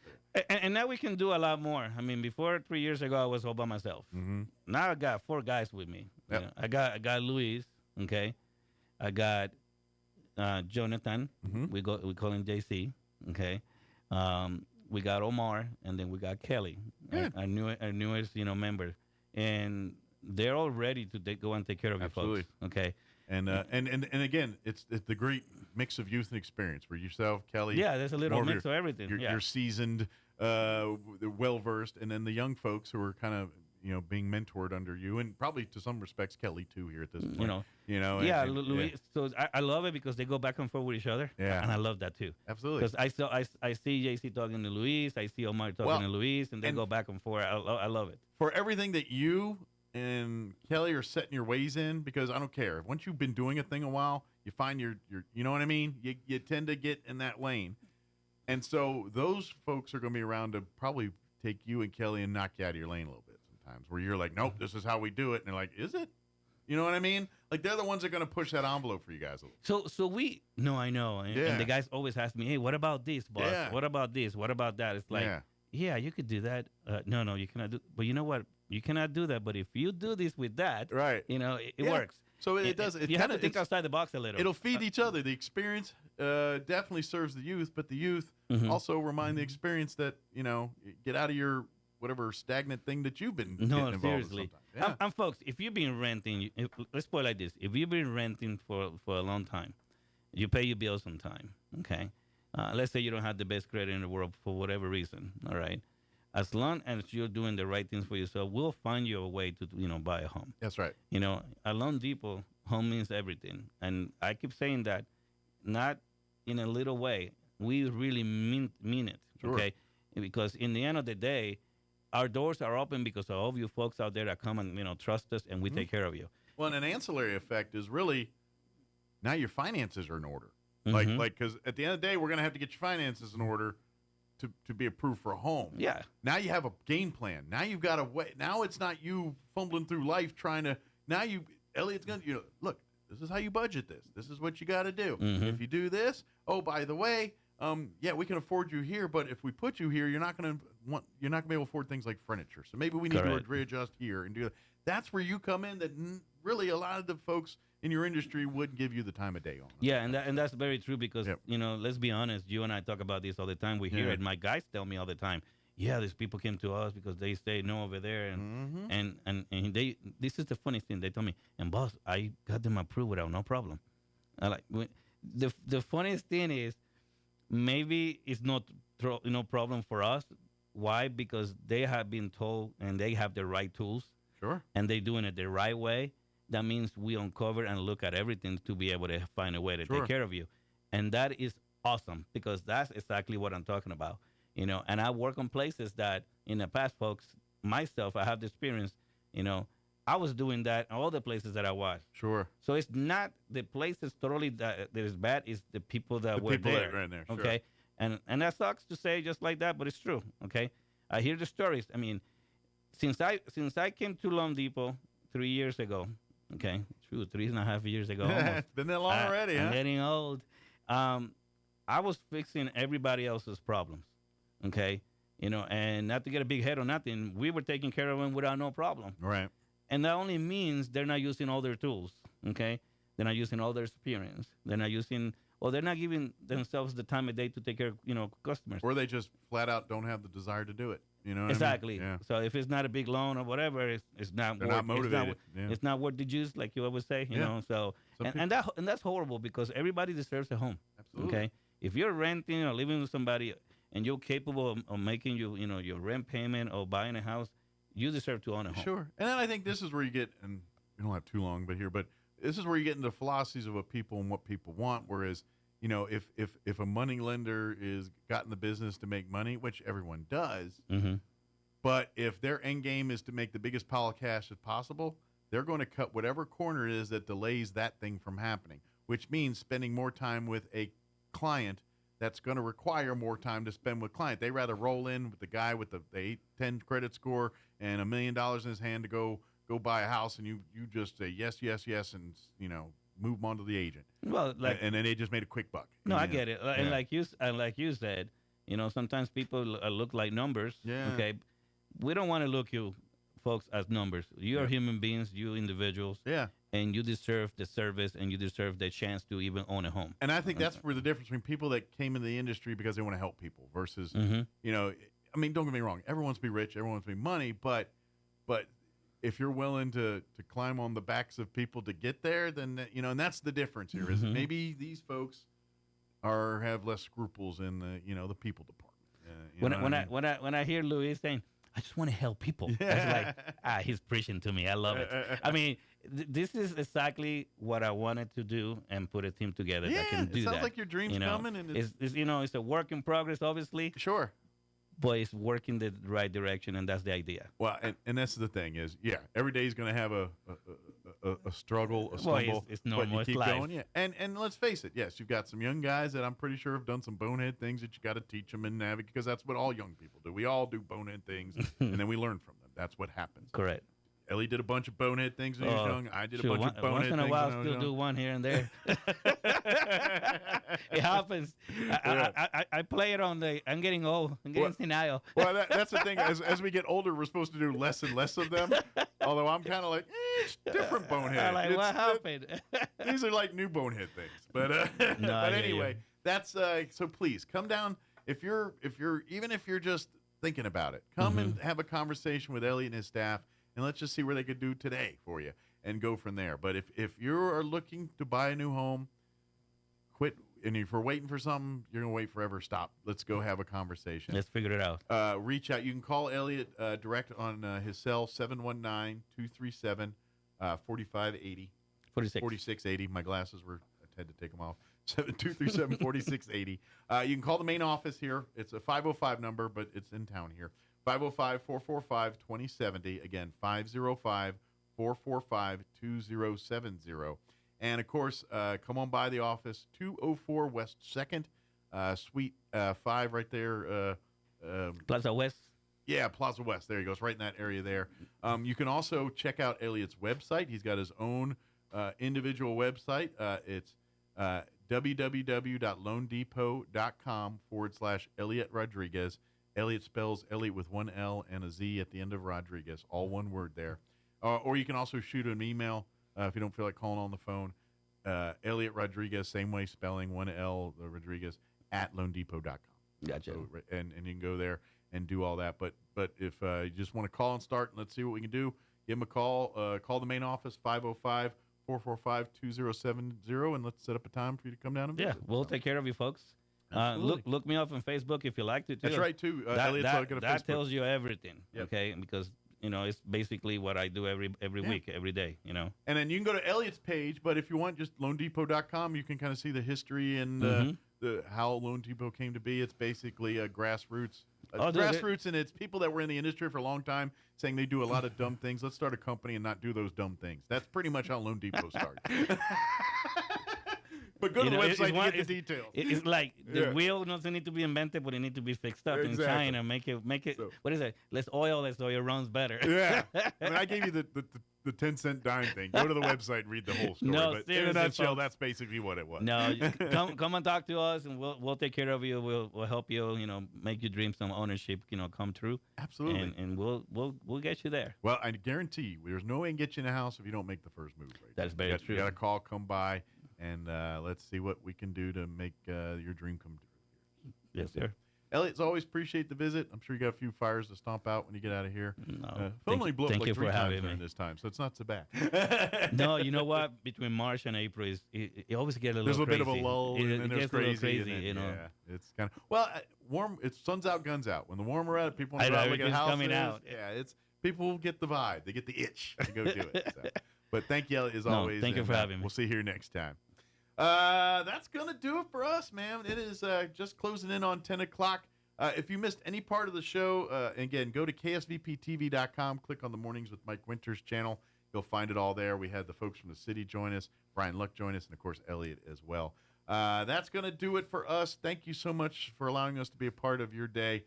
We will talk to you bright and early, 7 a.m. tomorrow. You're listening to 106.5 Roswell's Talk FM, KEND, or Roswell, New Mexico. Take care. Breaking news this hour from townhall.com. I'm John Scott. President Trump gave opening remarks to the Gulf Cooperation Council meeting in Riyadh, Saudi Arabia. The Gulf nations are at the forefront of creating a stable, peaceful, and